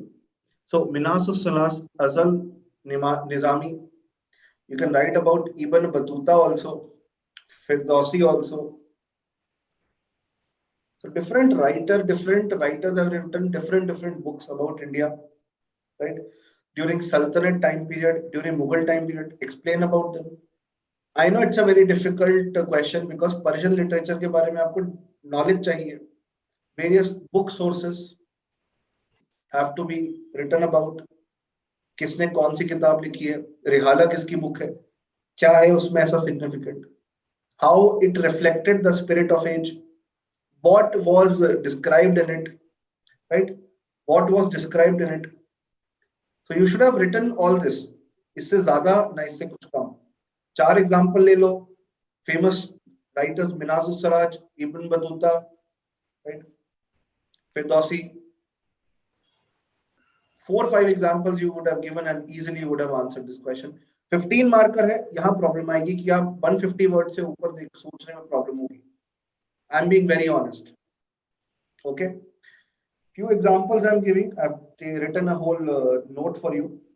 So, Chaknama और फतहनामा आपको सिर्फ ये बताने नहीं है, आपको explain भी करने हैं how it is related to the medieval India and how this literary sources explained the transformation in the Indian society which happened during that time period. So Chaknama is a book which is written in Arabic language, right? Translated further into the Persian language. Okay. Muhammad bin Qasim's history, it is discussing about that how Sindh and India was captured, how it was attacked basically by Muhammad bin Qasim. Al-Biruni's Kitabul Hind, कैसे India के बारे में, Indian festival, Indian cultures के बारे में बताया, Indian लोगों के बारे में बताया, मेडिसिन, इंडियन लॉज के बारे में, Ayurveda, medicine was also discussed, Indian festival, that it was very different from the Persian festivals. Okay, mathematics also. And Tehqiq-e-Hind, Kitabul-Hind. This was written by him. Pardon for my handwriting, guys. Pardon for my handwriting. Okay, I hope it's visible to you. Such example, now you have Firdausi. His example I have given only. Firdausi हो गए, हसन निजामी हो गए. So this many names, please write down. मैंने पूरी list तैयार की आपके लिए. We will be uploading a PDF also very shortly for you. सबके नाम खुसरो, वुसरो, सबके नाम देने की कोई जरूरत नहीं. अमीर खुसरो का भी एग्जांपल दे सकते हो. But the point here is that 4-5 examples दो, 150-200 words में खत्म करो. Don't beat around the bush. You have more important questions to answer about which you might have known something about in a greater length. दोस्तों, next 13th question. This is since the decade of 1920s, the Indian national movement acquired various ideological strands and thereby expanded its social base. Discuss. And answer in 250 words. decade of 1920, guys, in India, national movement got divided into various ideological figures. At one end, after the culmination of non-cooperation movement in 1920-21, when non-cooperation movement ended with the Chauri Chaura episode, where Gandhiji in February 1921, Chauri Chaura episode happened. A police station was burnt. Policemen, Indian policemen were burnt alive by common Indians because common Indians were not treated very well by these policemen who were the basically working for Britishers. So in retaliation, people burnt their police station and many people died also. Violence was spread, right? Violence was spread. That's why this happened. So non-cooperation movement ended. The national movement got divided into various ideological strands. Strand मतलब टुकड़ों में but गया, हिस्सों में but गया. And social base also expanded. How? Because at one end, socialists steadily started rising into power. Early names like Jawaharlal Nehru, Subhash Chandra Bose, later names like Meenu Masani, Acharya Narendra Dev, and your very own JP, Jai Prakash Narayan, who later created Socialist Party, Congress Socialist Party also. Socialists अब scene पे आ गए थे. Farmers also started taking farmers, the workers, Mazdoor, Kisan, Krishak Party, Krishak Mazdoor Party, right? We had Worker Peasant Party, WPP. This was because of the leftist ideology was rising. Communist also came in India. Earlier, Communist Party created not in India, in Tashkent. Later in Kanpur, it got created, 1925-26, right? In Kanpur, M.N. Roy, the pioneer of communist movement in India, new ideology of communism of Karl Marx and Friedrich Engels, who gave the communist ideology. Karl Marx का था. Karl Marx ने अपनी book Communist Manifesto में लिखा था communist ideology के बारे में, right? Which was actually completed when Russian Revolution happened in 1917. So communist bent in the movement got created. Socialist people, they emerged. Farmers, workers, the states in India, the various states which were in the hands of princes, Raje, Maharaje, Nawabon ke paas, riyasaton ke paas. Various princely rulers were in India, princely states. There also state people in such princely states, people started rising. No changers, pro changers within Congress, no changers. The example is of Sardar Vallabhbhai Patel, Rajendra Prasad, C. Rajagopalachari, Muhammad Ansari. Pro changers who wanted change, also known as Swarajist, who wanted to fight the elections for the first time in 1924-25 elections. They fought, they won also. Swarajist Party, Congress Khilafat Swarajist Party. The Akalis, because of the Akali movement, Akalis, the Sikh communalism which rose after this. So national movement, various ideological strands were created.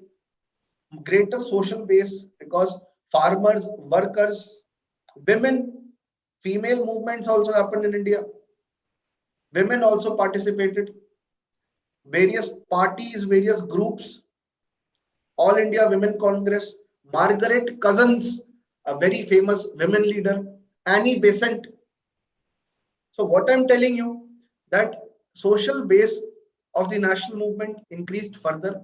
Various parts of society now are also part of it. Bhagat Singh, Sukhdev, Rajguru, communist, the youth who were ready to take violent activities further, they also came on the scene. Revolutionaries, Krantikari.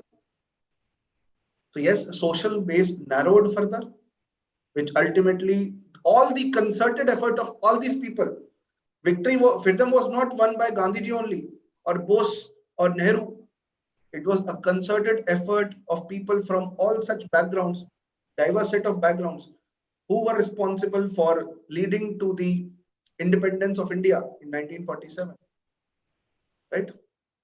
So this, I think, is a good answer, which about them you should have written, and it would have completed your answer. This is my 2 cents of knowledge.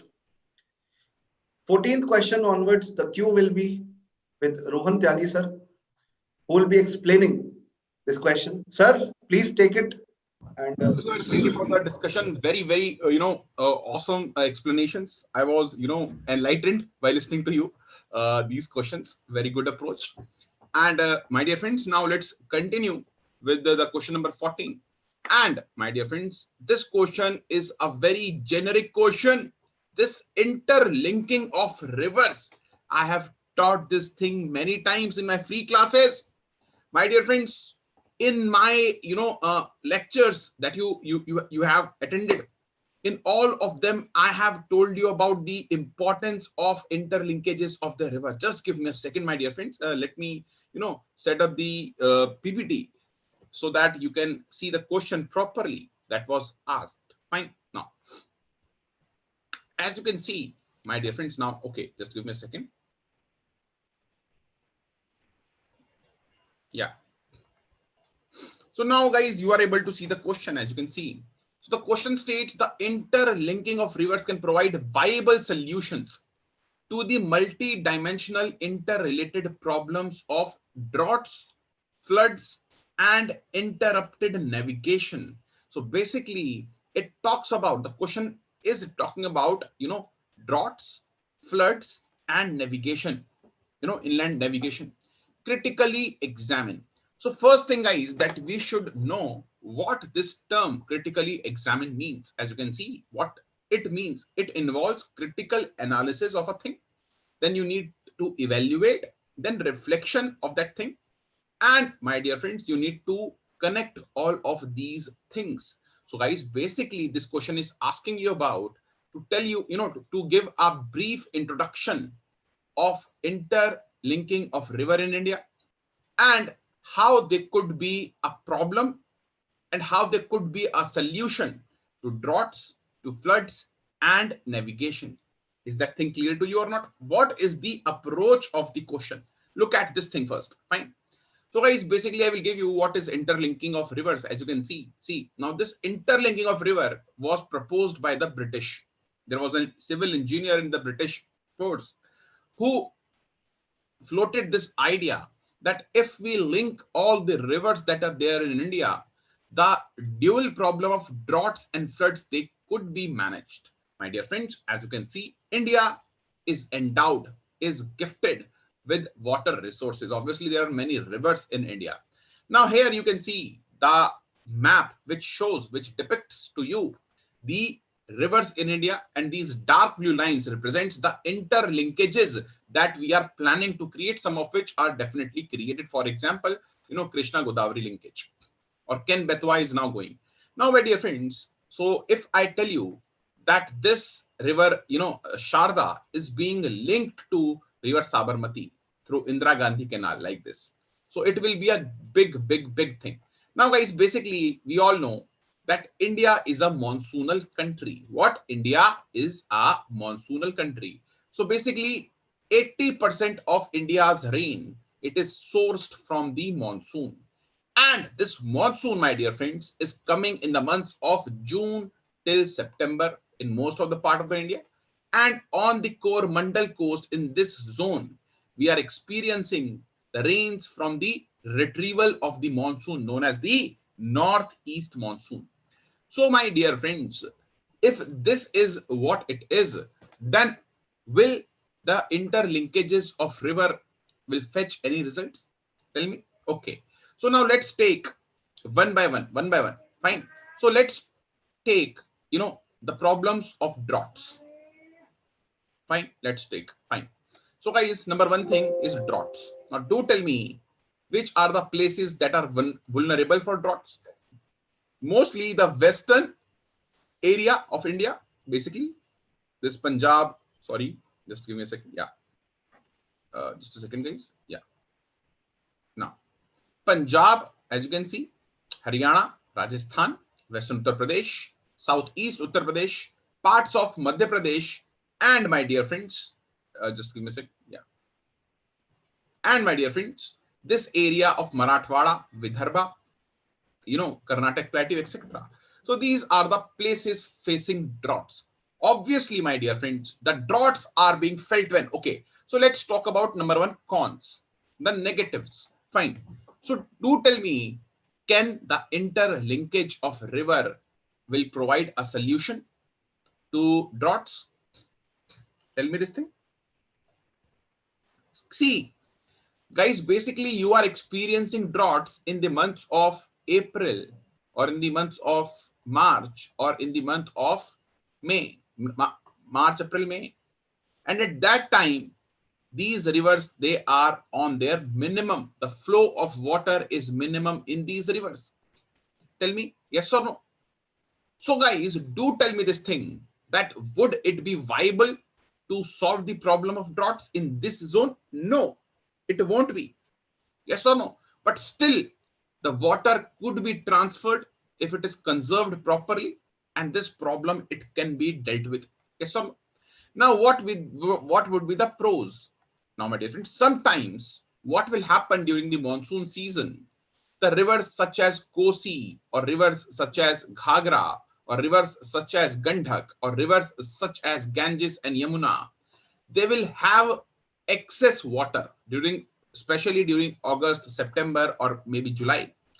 So during such times, this area is still water deficit. So during such time, what can we do is that we can transfer the water to these areas and we can conserve the water here. But with this thing, we need to create more infrastructure for water storage. Yes or no? And we need to, change our attitude. Yes or no? To conserve the water, more tankas, tanks, ponds, etc. should be created in such region if you want to, transfer this excess water during the monsoon. And yes, that excess water that you have saved during the monsoon can be used when the April, May, and March, floods, they are, they hit. Yes or no? Now, thing number two, my dear friends, let's talk about floods. Now, do tell me which areas, they are, flood prone. Now, in India, guys, if you look at, just give me a second, sorry. The flood prone area in India, guys, you will see that near the rivers, this area is flood prone in India. Even this area is flood prone. This area is flood prone. These areas are flood prone. Now here you will experience floods. Now if you make a link, now this excess water that is being generated during these floods, it can be transferred to these areas. Yes or no? So this is a second thing about which we need to talk. We need to at least, so this is a large question. You need to answer it in 250 words. So definitely you have to write about this as well. And then last, my dear friends, is the problem of navigation. Now, my dear friends, we all know the inland water navigation. Recently, many waterways, national waterways has been created. For example, Allahabad, Prayag to Haldia, the waterway number 1. Fine. So if we have these canals, obviously the roads, the railway line, they can be decongested. And if these lines, they can be decongested, the cost of transport will come down. Our logistics sector will go up. So definitely it does not have any con in terms of navigation. No negatives in terms of navigation. Fine, river linking. But now, because it is a 250 words question, guys, you need to talk about costs. Guys, the costs will be very, very, very, very high. Yes or no? Now, how you should do the finance and what will be the feasibility in the long term of this link? I think a canal, it may survive for 100 years or 120 years. After that, you need to do repair work again. So do tell me, my dear friends, are the cost, can you, my dear friends, tell the cost? What is the cost? No, you cannot estimate it properly right here, right now. Can you justify the cost? No, you can't. So cost will be very high. So economic problem will be there. Where will be the funding? Yes or no? The second problem, my dear friends, is ecological and environmental issue. Now, while building canals and reservoirs, many, forests and important areas will be submerged. For example, Ken Betwa link, it will submerge some areas of Panna Tiger Reserve. A good example you should give. Yes or no? Or, my dear friends, the species that are, for example, a species that is living in Ganges and the species of fishes and other crustaceans that are living in, Sabarmati River, aren't they different? They will be totally different. But if you link them, these species, they will be able to migrate. And this might lead to extinction of some species. Yes or no? Because the ecosystems, they will be affected by this interlinkage. Tell me, my dear friends, yes or no?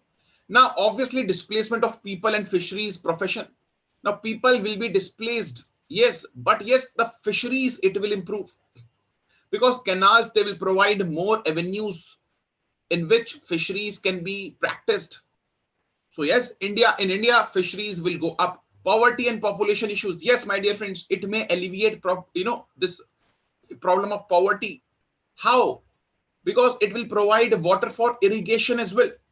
Now, if you irrigate your fields with this canal water, it will be cheaper than the tube well. Hence, small farmers, they can use the water. Fine. But only those people will be benefited that are near the canal. Fine. And the water issue will also be resolved, my dear friends. In some areas, water scarcity is there. So excess water from other areas, it could be transferred. Or let's say the Pakistani rivers which are there, we are letting the waters of Indus, Jhelum and Chenab free flowing into Pakistan. Very little number of dams we have created. In Indus Water Treaty, India is given 20% ownership right on the waters of these three rivers. So it could be transferred into India. Why should we give it to Pakistan? Fine. Then is the international issues that I was telling you about, Indus Water Treaty, etc. The issue of Tista between India and Bangladesh, Barak, etc. And the technological development, my dear friends, if we improve our water utilization, tell me, wouldn't it be better? So these are the things that you need to write. A very simple question, a very straightforward question. Fine.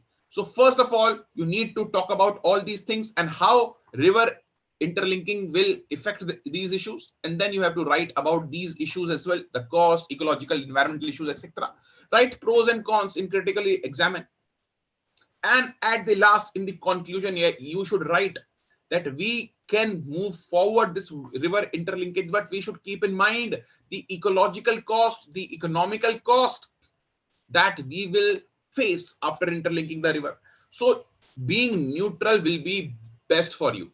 Being neutral here will be best for you. Fine. Okay.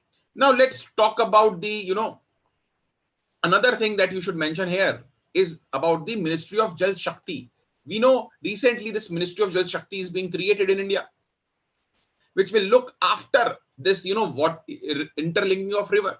That is National Water Development Agency, not NWDA, is created under Jal Shakti. So you can also mention about this government scheme or this, thing, recent development that has happened. So it will automatically will enrich your answer and will fetch you better marks. Fine. So now let's talk about the question number 15th today. Account for the huge flooding of million cities in India, including the smart ones like Hyderabad and Pune. Suggest lasting remedial measures. So this question is two-part. Number one, you have to account for the recent floodings that has happened in the million cities. What are the million cities? They are the cities where the population is over million. So some cities in India, for example, Mumbai, Delhi, Kolkata, Chennai, Bangalore, Hyderabad, Ahmedabad, Pune, Surat, Jaipur, they all are million cities. They all are expanding. Yes or no? Tell me. So guys, you need to talk about this, what are the cities that has faced it. See, recently guys, in 2020 only, the Hyderabad, it faced urban flooding. Now this urban flooding was due to a low pressure that is being created over the Bay of Bengal, and this crossing into the city of Hyderabad, and hence high amount of rainfall was caused in the city of Hyderabad, leading to this flooding? Yes or no? Now, guys, in the same way, in 2019, in September, month, there was flooding in Pune as well. Or in 2015, there was flooding in Chennai as well. So all of these cities, they are what? Tell me, million cities where recently flooding has happened. So why this question is asked related to current affairs? Because of this flooding. Fine. Now, my dear friends, after accounting, after telling that flood has happened in Pune, Hyderabad, you will give examples why it has happened. It is 250 words. 3 pages you have. Hyderabad, my dear friends, there was what? There is a river known as Musi that passes through Hyderabad. Now, this river, my dear friends, this river bed, the old channel of this river is slummed, is choked by human development and urbanization.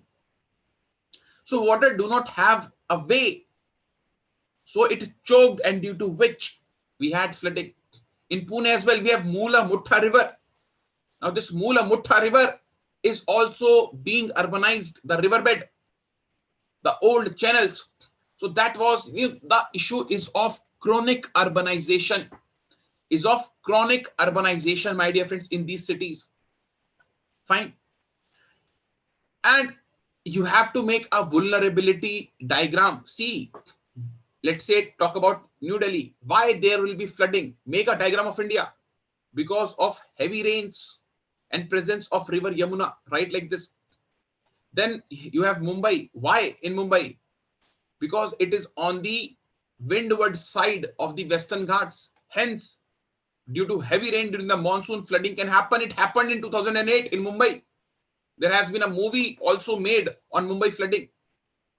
Bengaluru, obviously because of heavy rains, it can happen. On the east coast, you have Vizag, Visakhapatnam, Kolkata. You have the cities of Hyderabad, Chennai. All these cities are vulnerable due to flood and cyclones as well, which can bring heavy rainfalls. Jaipur, arid area, but still heavy rain can happen sometimes in a quick time. So try to make this flood hazard zone. As you can see, which areas are flood prone, flash flooding can happen, as you can see, in such areas. Fine. Then guys, as you can see, write about what is urban flooding. It is different from rural flooding, and the main cause is what? Urbanization, chronic urbanization. Yes or no? Tell me. Now, my dear friends, what you can do is this. So this is part 1 that you should write. Now in part 2, suggest lasting remedial measures. So to, remove this thing, my dear friends, the problem of urban flooding in India, what you can do? Tell me. Guys, number 1 thing is sustainable urbanization, sustainable development, giving the river its respected space that it requires to flow healthily. The river beds, we should not encroach in the rivering areas. We should not mine sand. If there is no sand, my dear friends, on the sand banks, there will be more flooding. Now, second thing, my dear friends, is what? Sustainable urbanization. After that is sustainable use of water, better use of water, improving our sewers and nalas structure, because these sewers, these nalas will help to, remove the excess water that we receive during the flooding. So this municipality work has to be done. The sewers, the nalas, they should be cleaned, and there should be heavy fines for those people who are throwing things and choking those nalas. Fourth, slum development. Now the slum should not be allowed to develop on the river channels, in the river areas, in the drainage basin of that river. Yes or no? Tell me. Number 4, guys, creating embankments along the river in the city. Fifth, my dear friends, is what? Tell me. more afforestation, more trees if are there, flooding will be less. Rivers, they will flow unhindered. There will be less soil erosion. Fine. Number 6, my dear friends, is what remedial measure? Awareness in the people, early warning system, so that people can be prepared for the floods. Yes or no? Number 7, yes, interlinking of river can be mentioned here. We can look into interlinking of rivers to transfer the excess water. Yes or no? Tell me. Fine. Okay. So this is what it is, my dear friends. Let's now talk about question number 16. India has immense potential of solar energy, though there are regional variation in its development. Elaborate. It talks about the potential of India. Now you can definitely start this question by Paris Climate Deal and Narendra Modi ji's initiative to create international solar alliance for those countries which lies partially or fully between Tropic of Cancer and Tropic of Capricorn. These are the countries where there will be high solar capacity. You can see this is a map depicting the solar irradiation.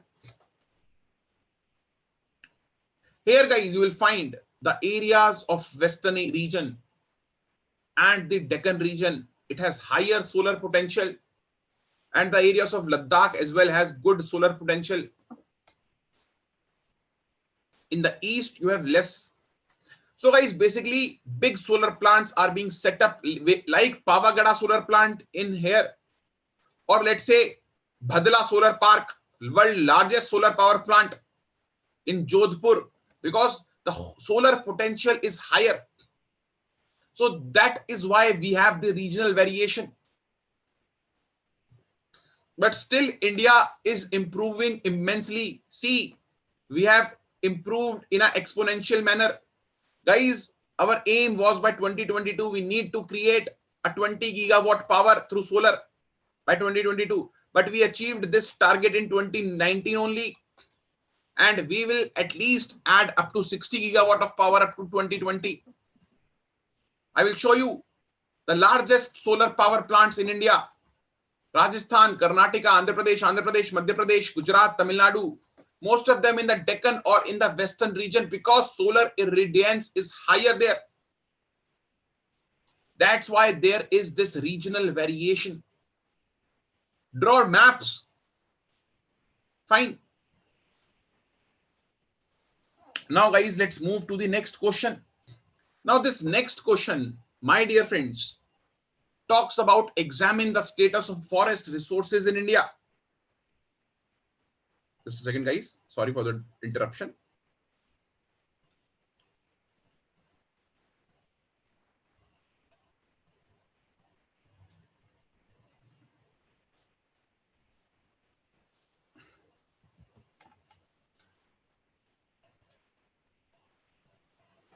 Sorry.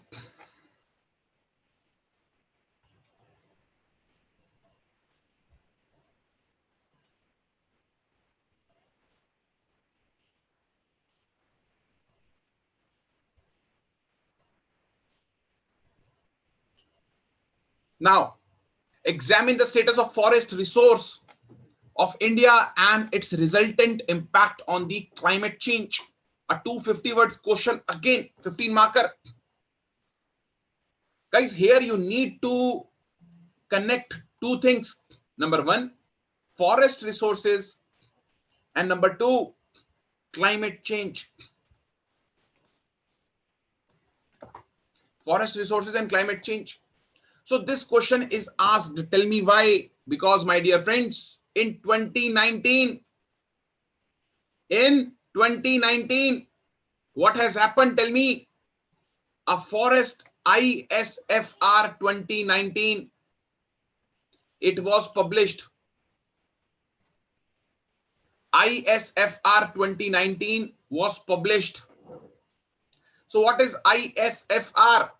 It is nothing but Indian State of Forest Report 2019 that is released by Forest Survey of India under Ministry of Environment, Forest and Climate Change.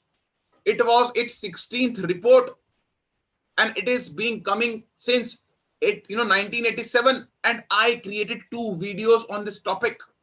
If you have watched these videos, my dear friends, you have done this question. Fine. So guys, if you look at the classification, in this ISFR report, there has been an increase in the total forest cover in the country. Now, around 24.56% of the geographical area of the country is under forest and the tree cover. So this is the introduction that is being demanded by this question, a current affair related question. Fine. Then guys, this is the diagram that you can make depicting different kinds of forest in different regions in India. Yes or no? Thorn forest, tropical moist deciduous forest, or maybe dry deciduous forest, evergreen forest. Where they are found, I have shown you in the map. So this has to be created. And what is the area of these? Highest forest that we have is a tropical dry deciduous forest, that is around 40% in the country, as you can see. Yes or no? Or the tropical moist deciduous forest, that is 17%. Evergreen is around 11-12%. So this can be given if you remember this thing. Fine. And my dear friends, the report, the ISFR report, which states that Northeast is losing the forest. And now the states such as MP, Gujarat, Maharashtra, they are undertaking huge improvement in the areas of the afforestation. And forest cover is increasing in such states, but decreasing in the Northeast India. Fine. Now connect this thing to climate change, how this will impact the climate change. My dear friends, we have promised in the INDC, intended nationally determined contribution in the Paris climate deal, that we will create a 2.5 to 3 million tons of carbon sink in India. This should be mentioned. And how this will be created? Through afforestation, my dear friends. Through afforestation. Now do tell me how it will impact. Obviously, my dear friends, the greenhouse gases, they will be reduced. Yes, this will also, my dear friends, it talks about climate change. Extreme climate events like flooding, etc., their intensity might be reduced by afforestation. Fine. These trees, they will help us to restore our ecology as well. Yes or no? So all these things has to be written in the answer. So this is how you will approach this answer, guys. Now back to Vasu sir. Sir, please take over. Thank you, sir. Thank you. Let me just give me a second. Let me, give you the access. Yes, sir. Absolutely. So beautiful explanation of all the topics, sir. Very beautifully you have explained. Guys, last 3 questions, rather last 4 questions, you will be discussing it with me. They are of Indian society, and 1 question we are left with of Indian history. Thereafter, you will be free for today. So, guys, let me just bring the question in front.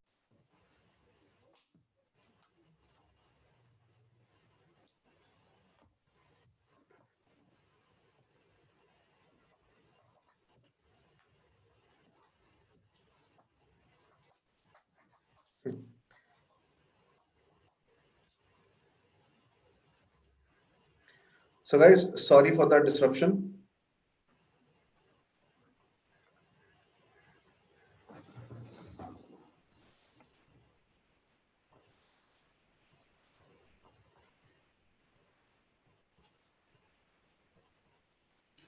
So guys, sorry for the disruption. जो issues हुए हैं, we are very sorry, because see guys, there will be problems, but we have to find solution to it, and this is what your question paper is asking. You need to find solutions. You should not give up with these small problems. Tell me yes or no. Now Vasu sir will continue. Sir, please continue. Yes, sir. So, guys, 4 questions we are left with, where 3 questions will be of Indian society and 1 question is of Indian history. 1 question is of Indian history. So, let me bring the PPT back on the screen that we can continue with the topic for today's discussion. The next question, we are discussing the 18th question, guys. The 18th question is diversity and pluralism in India under threat due to globalization? Justify your answer. 250 words. Within 250 words, you have to write. Yes, sir. Nothing, sir. I just want to say that people are asking to start this question from the starting, discuss it from the bare minimum. So I'm starting from the very beginning. I have again repeated the question that yes, I see. So is diversity and pluralism in India under threat due to globalization? Justify your answer. Answer in 250 words. 15 marker it is. It is related to Indian society. The effect of globalization or the impact of globalization on Indian society. Question is more or less straightforward. They are asking about your opinion. And please do not write anything and everything. Write relevant things where you can justify your answer.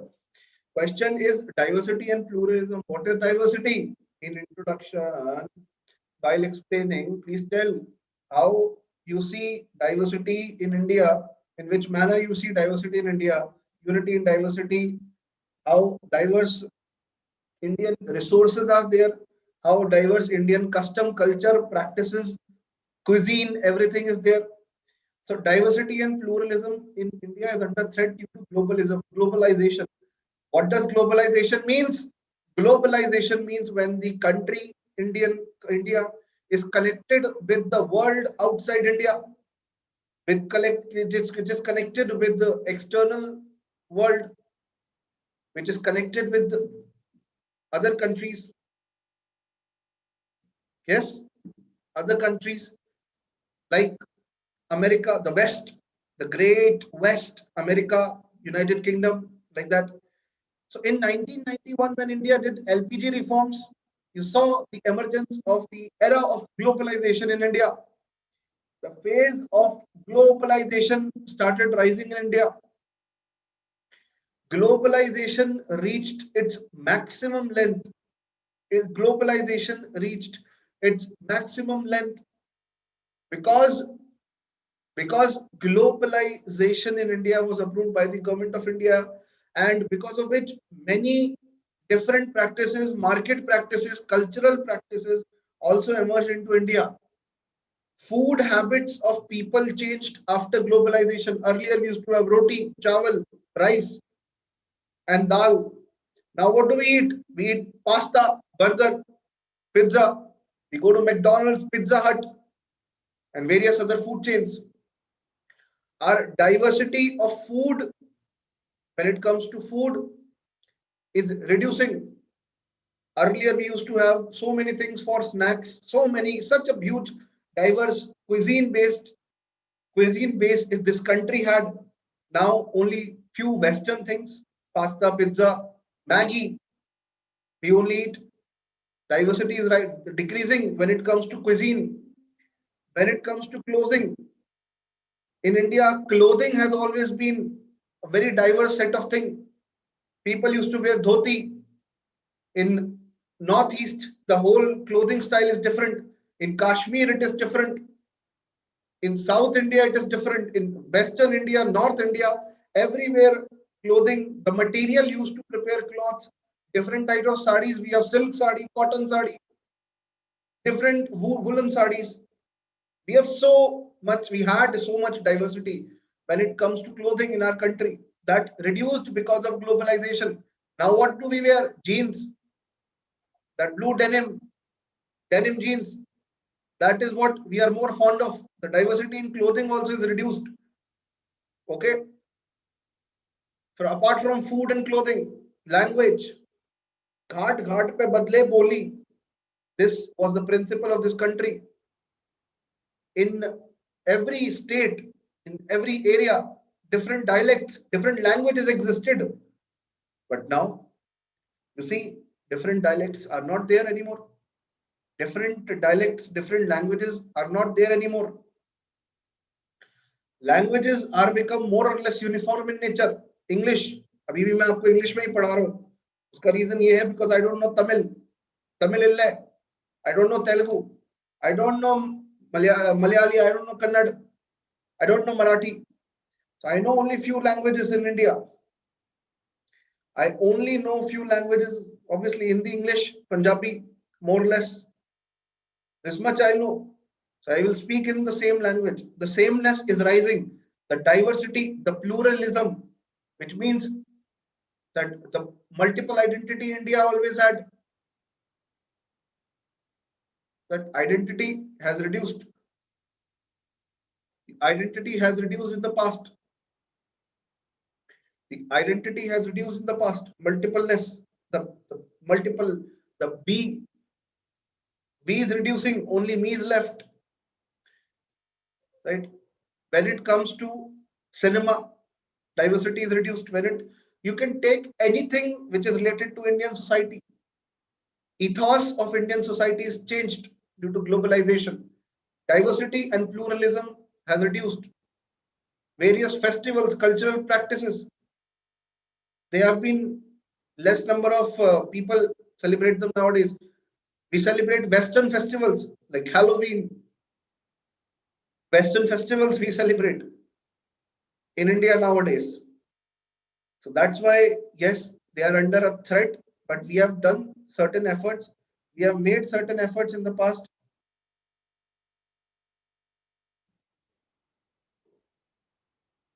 Yes.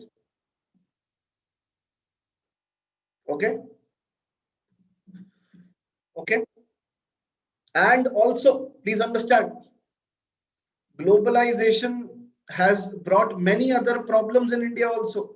Please tell about them. Commodification of women.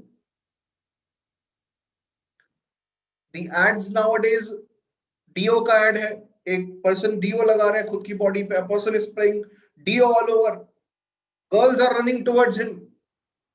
कुछ भी, मतलब कुछ भी. This is commodification of women. You're making women, females behaving like commodities. This is going against the concept of women empowerment, right?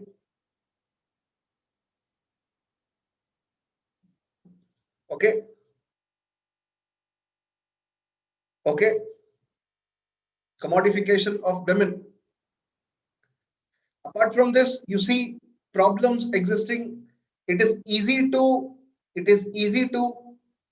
make people think on a platform, single platform. For example, it is very easy through ads to target people, to create a uniform mindset. WhatsApp messages, TV ads, they create a uniform mindset in the people, the media channels.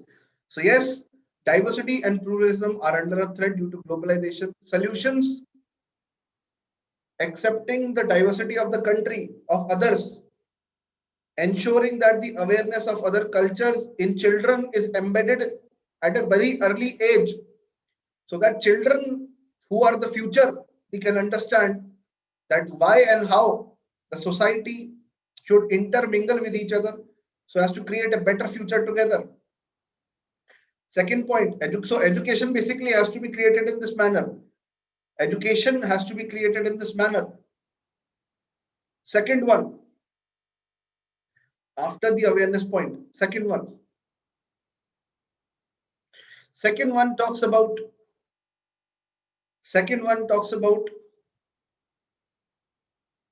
that in India, cultural sensitization amongst youth should happen. Festivals of other cultures, food, everything should be presented. Greater cultural meets. I think Ek Bharat Shresth Bharat scheme of Government of India is good. Ministry of Tourism is also planning to create greater tourist circuits so that people can visit greater tourist circuits so that people can visit far-flung areas. Yes, good evening. Okay. So ultimately justify your answer. Why is it a threat? What are the solutions? Be a solution-oriented person for a better future. What should we do? Localization, global se local, vocal for local, Atmanirbhar. Yes, this is something which should be promoted. The glorious culture of India should be promoted, not to be too rigid about it. We should not be too rigid. No, we should love our culture, but we should not be too rigid. Next question, guys. 19th question. Please understand this much. Please understand this much. Customs and traditions suppress reason, leading to obscurantism. Do you agree? Answer in 250 words. It's a 15 marker question. That customs in India, customs and traditions in India, they are something which goes against the concept of reasoning or rationality. तर्कवाद जिसे कहते हैं. आप अपने घर में कोई festival होता है, पूछते हो पेरेंट्स से ऐसा क्यों करते हो? What do they say? ये हमारी संस्कृति है. If something happens in your home, you ask them, what do they say? This is our culture. This is a custom, a tradition which our family follows for years. So custom and tradition suppress reason, leading to obscurantism. Let me tell you what it means. It means that customs and traditions, they might be orthodox, they might be positive, they might be negative. But does it lead to obscurantism? Does it lead to restriction of reason? Increase in superstition? Increase in wrong activities? Is it? So, very difficult question. Opinion देना पड़ेगा. Opinion के साथ example भी देना पड़ेगा. Example has also to be, you should also post your example here. Custom and tradition suppress reason. This means that customs in India have been deep rooted, have been built because of the glorious history. For many years, this country has gone through various transformations. Ancient era, medieval era, modern era, right? Various transformations have happened in this country. Various transformations.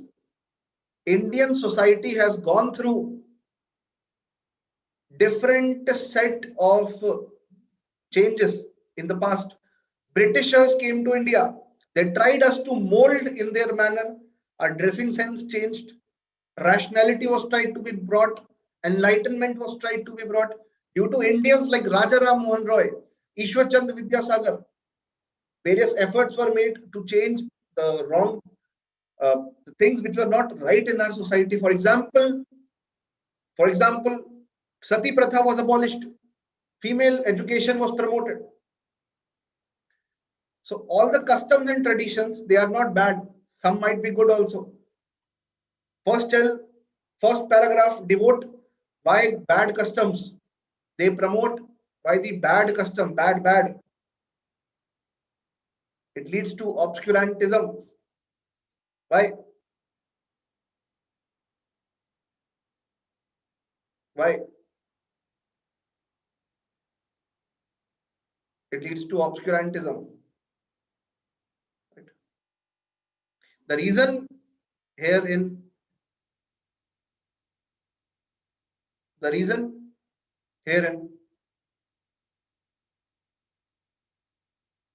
is that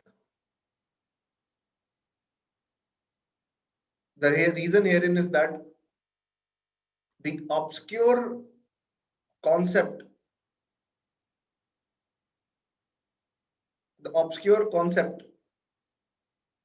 of, let's say, superstition,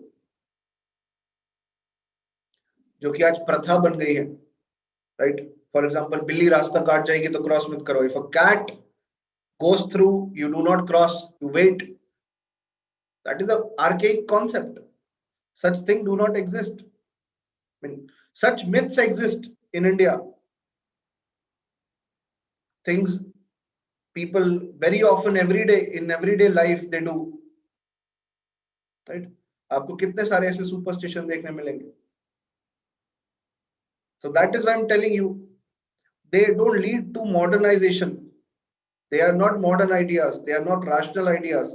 Ideas which Swami Vivekananda ji always promoted. Swami Dayanand ji always promoted. It leads to ideas which are rather not rational. Yes, it leads to suppression of reasoning. Right? Absolutely. But customs and traditions are the one which are guiding light in the darkness of the present time.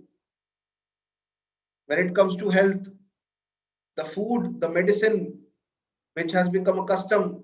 दूध के साथ हल्दी पीते हो दवाई के तौर पे. I mean, when you are sick, when you are ill, when you have some injury, do you drink turmeric with milk or not? It is a custom. It is a tradition in our Indian families. It promotes health, right? Certain other practices also, which are good for us, they also exist in our society. Does it lead to obscurantism? No, it doesn't. So please give a mixed answer. I know you might have a lot of things to write. Please don't bash religion. कि इस धर्म में ये होता है, उस धर्म में ये होता है, ये गलत है. No, do not bash any religion. Just give a rational idea. You are going to be a bureaucrat in future. You cannot afford to write bad things about various religion. No, I'm sorry. Next, what else? Question 20. How have digital initiative in India contributed to the functioning of education system in the country? Elaborate your answer. Answer in 250 words, 15 marker it is. Digital India. Now, Naman Jain sir has done this in his RSTV class. At the 6 p.m. Monday to Friday, Naman Jain sir takes class on Rajya Sabha television. Do not forget. In fact, 3 out of 20 questions are from Naman Jain sir's session, which he recently started on our Gradeup app. So do not forget to visit them. Rohan Tyagi sir's daily current affairs also gives Q to answer a lot of questions in this exam. How have digital initiatives in India contributed to the functioning of education system in the country? Elaborate your answer. An answer in 250 words. Please listen. Digital initiative.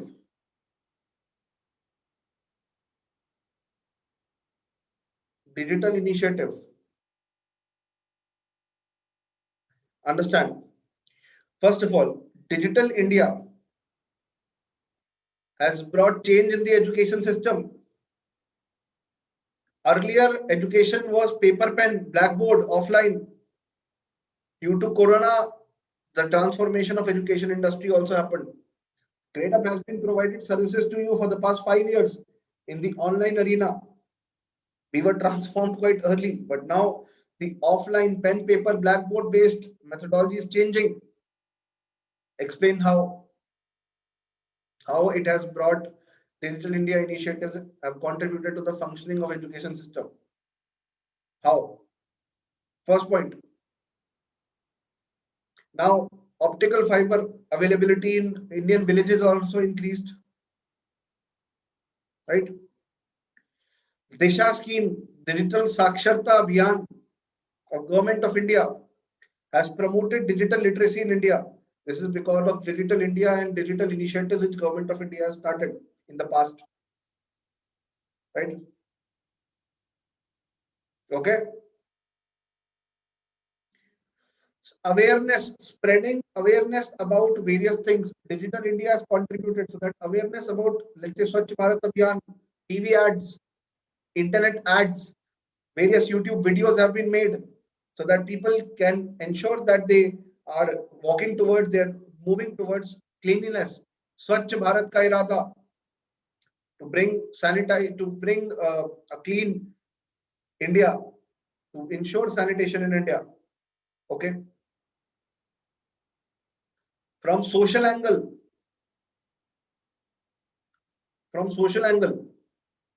women through various MOOCs like Swayam. You know what MOOC is? Please tell me in the comment box, what do you think by MOOC? What is MOOC? Please reply in the comment box. What is a MOOC? What does MOOC stand for? Yes, massive open online course. Absolutely. Swayam, Government of India's portal. Female can also get education. This is an initiative of Ministry of HRD, now which is called Ministry of Education. Recently, the name has been changed. So it has contributed to the functioning of education system in a better way. At far-flung areas also education can be provided. People who traditionally could not be given education, they can also get access to such courses. So yes, how have digital initiative in India contributed to the functioning of education system in the country? This way, education system has improved. During Corona time period, the holistic coverage of education in people who are students who are in schools, colleges, it happened through various apps. That was possible because maneuvering various initiatives of government happened. Government of India recently has brought many apps also. They have created recently various reforms also, which have brought changes in the education methodology of the country. So that is why I'm telling you, women empowerment, social empowerment, education in India has been spreading because of digital initiatives and digital India. More we are connected to the internet. Please elaborate in this manner. It is quite straightforward. Give examples. Okay. So this is how you can talk about the various part of Indian education system. Indian education system. That how digital India is perpetrating education even at the bottom level, even at the grassroots level. In local languages, various education courses are available so that its reach can increase. Free and openly accessible content for students of every age. Vocational training and skill development.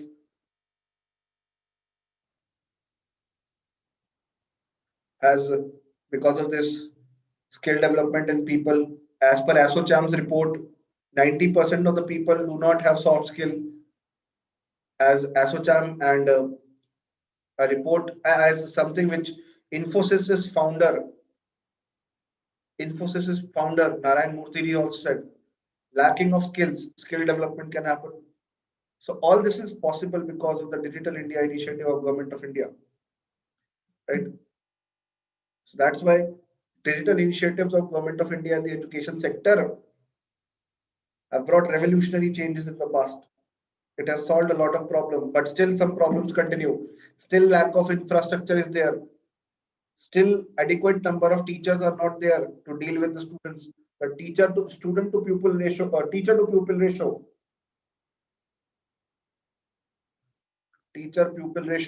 is still very high. A teacher takes care of a lot of students in India. Lesser the students, the more attention a teacher can pay on them. Indian education system only talks about cramming facts. Nahi. Moral ideas, stories, these are also important so that a citizen can become a better person in future. Okay. So education in sector in India requires greater investment. Yes, digital initiatives have solved a lot of problems in the past. Many such problems still exist: lack of funding, lack of infrastructure, teacher requirement, quality of teachers. They have to be sorted out. Then only we can say that the enrollment of greater number of Indians in education system can improve, and greater the enrollment in education, greater the education coverage, better will be the country's GDP also, because human beings will be human capital, a dividend for this country, right? Otherwise, we will recede, we will uh, lose out on the demographic dividend this country can actually achieve in future. Okay, so this is how you will define everything, right? And one question we missed out in between, it's a history question. Evaluate the policies of Lord Curzon. Lord Curzon basically was the Governor General, more famous for his partition of Bengal, the decision to partition Bengal. It was a 10 marker question, 150 words. Lord Curzon's policy and their long-term implication on the national movement. Understand. Lord Curzon, Lord Curzon was someone who started a position, a position where Indians whose revolutionary zeal was rising started to be the first thing on the agenda of Curzon to be broken. He, what he did, what policies did he do? Partition of Bengal, so that unity of Hindus and Muslims, divide and rule, can be broken. The unity between the Bengalis and the non-Bengali speaking population in Bengal can be broken. Bengal can be partitioned in two parts. The Muslim majority province of East Bengal should be created so that Muslims should side with the Britishers. This was a divisive policy, right? Its long-term implication was that 1905-1906 partition of Bengal happened. All India Muslim League created December 1906 by Nawab Salimullah of Dhaka, and Aga Khan. 1909 Morley Minto reforms. Morley Minto reforms. Morley Minto reforms were brought in 1909, which created separate electorate. In 1909, Muslims can only vote for Muslims, nobody else. Now what happens if we provide reservation today to anyone? We actually provide currently reservation to scheduled castes and scheduled tribes in Lok Sabha and Vidhan Sabha in the state legislative assembly elections and the parliament elections. Everybody votes for them, either a Hindu, Muslim, Sikh, Christian, SC, ST, any person can vote. Earlier, only Muslims can vote for Muslims, which actually and directly means that only Muslims can take care of Muslim population, nobody else. So this was something which was created earlier. This was something which was created earlier, right? Apart from this, you see, second such this let me complete this point first. The 1909 Morley Minto reforms went a long way and ultimately led to partition of India, because the divisive politics in India happened. 1947, ultimately it so happened that the Hindus and the Muslims, they cannot coexist. This philosophy was perpetrated by Jinnah and his party, Muslim League, and because of this, Pakistan later was created. So you see what is happening here. What is happening here? The whole, yes, the whole of the partition of Bengal issue, which was ultimately reversed in 1911. Partition of Bengal was reversed in 1911, but in 1947, this led to the breakage of the country in two parts. India and Pakistan separated. Second, Lord Curzon was a reactionary person. He did police reforms.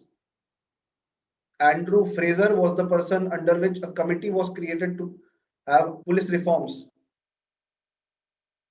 right? Andrew Fraser Committee police reforms, 1902-1903. It was created by Curzon. Current set of reforms still continue in India. We actually require another set of reforms. In Supreme Court of India, in Supreme Court, police reforms have been suggested in a case. In fact, Supreme Court has suggested various reforms to happen as part of your internal security, as a part of your police reform. The Prakash Singh judgment, still reforms are needed. अभी तक नहीं हुए, तब से चल रहे हैं अब तक. Long term implication, talk about it. To break the zeal of revolutionaries in schools and colleges, the interference of government in the internal matters of the Senate of colleges was started by him. Politics ज़्यादा, administration कम, government involvement ज़्यादा, education come. This was the condition which was created under him by Lord Curzon. Lord Curzon,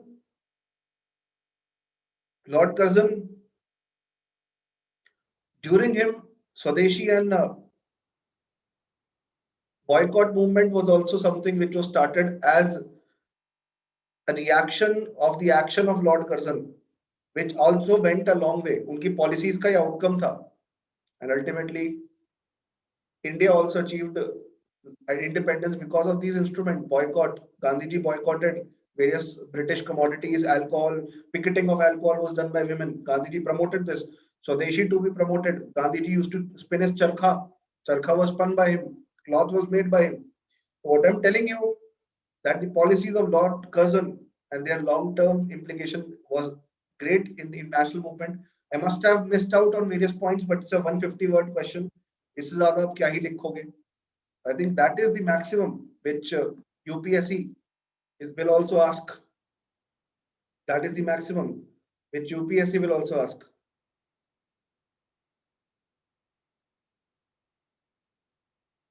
Right?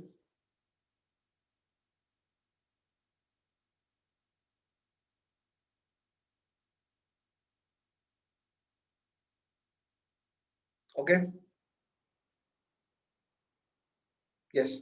So guys, thank you. This is where we finished. Last question it was, if you're preparing for UPSC Civil Service exam, IAS exam, Gradeup can definitely help you out in this preparation journey, guys. We have brought a lot of programs for you. Gradeup is currently learning IAS prelims examination preparation course, wherein you can be part of it. You can become part of it. So guys, thank you all for being part of this session. Goodbye. Good luck. Take care. Jai Hind to all of you. Bye.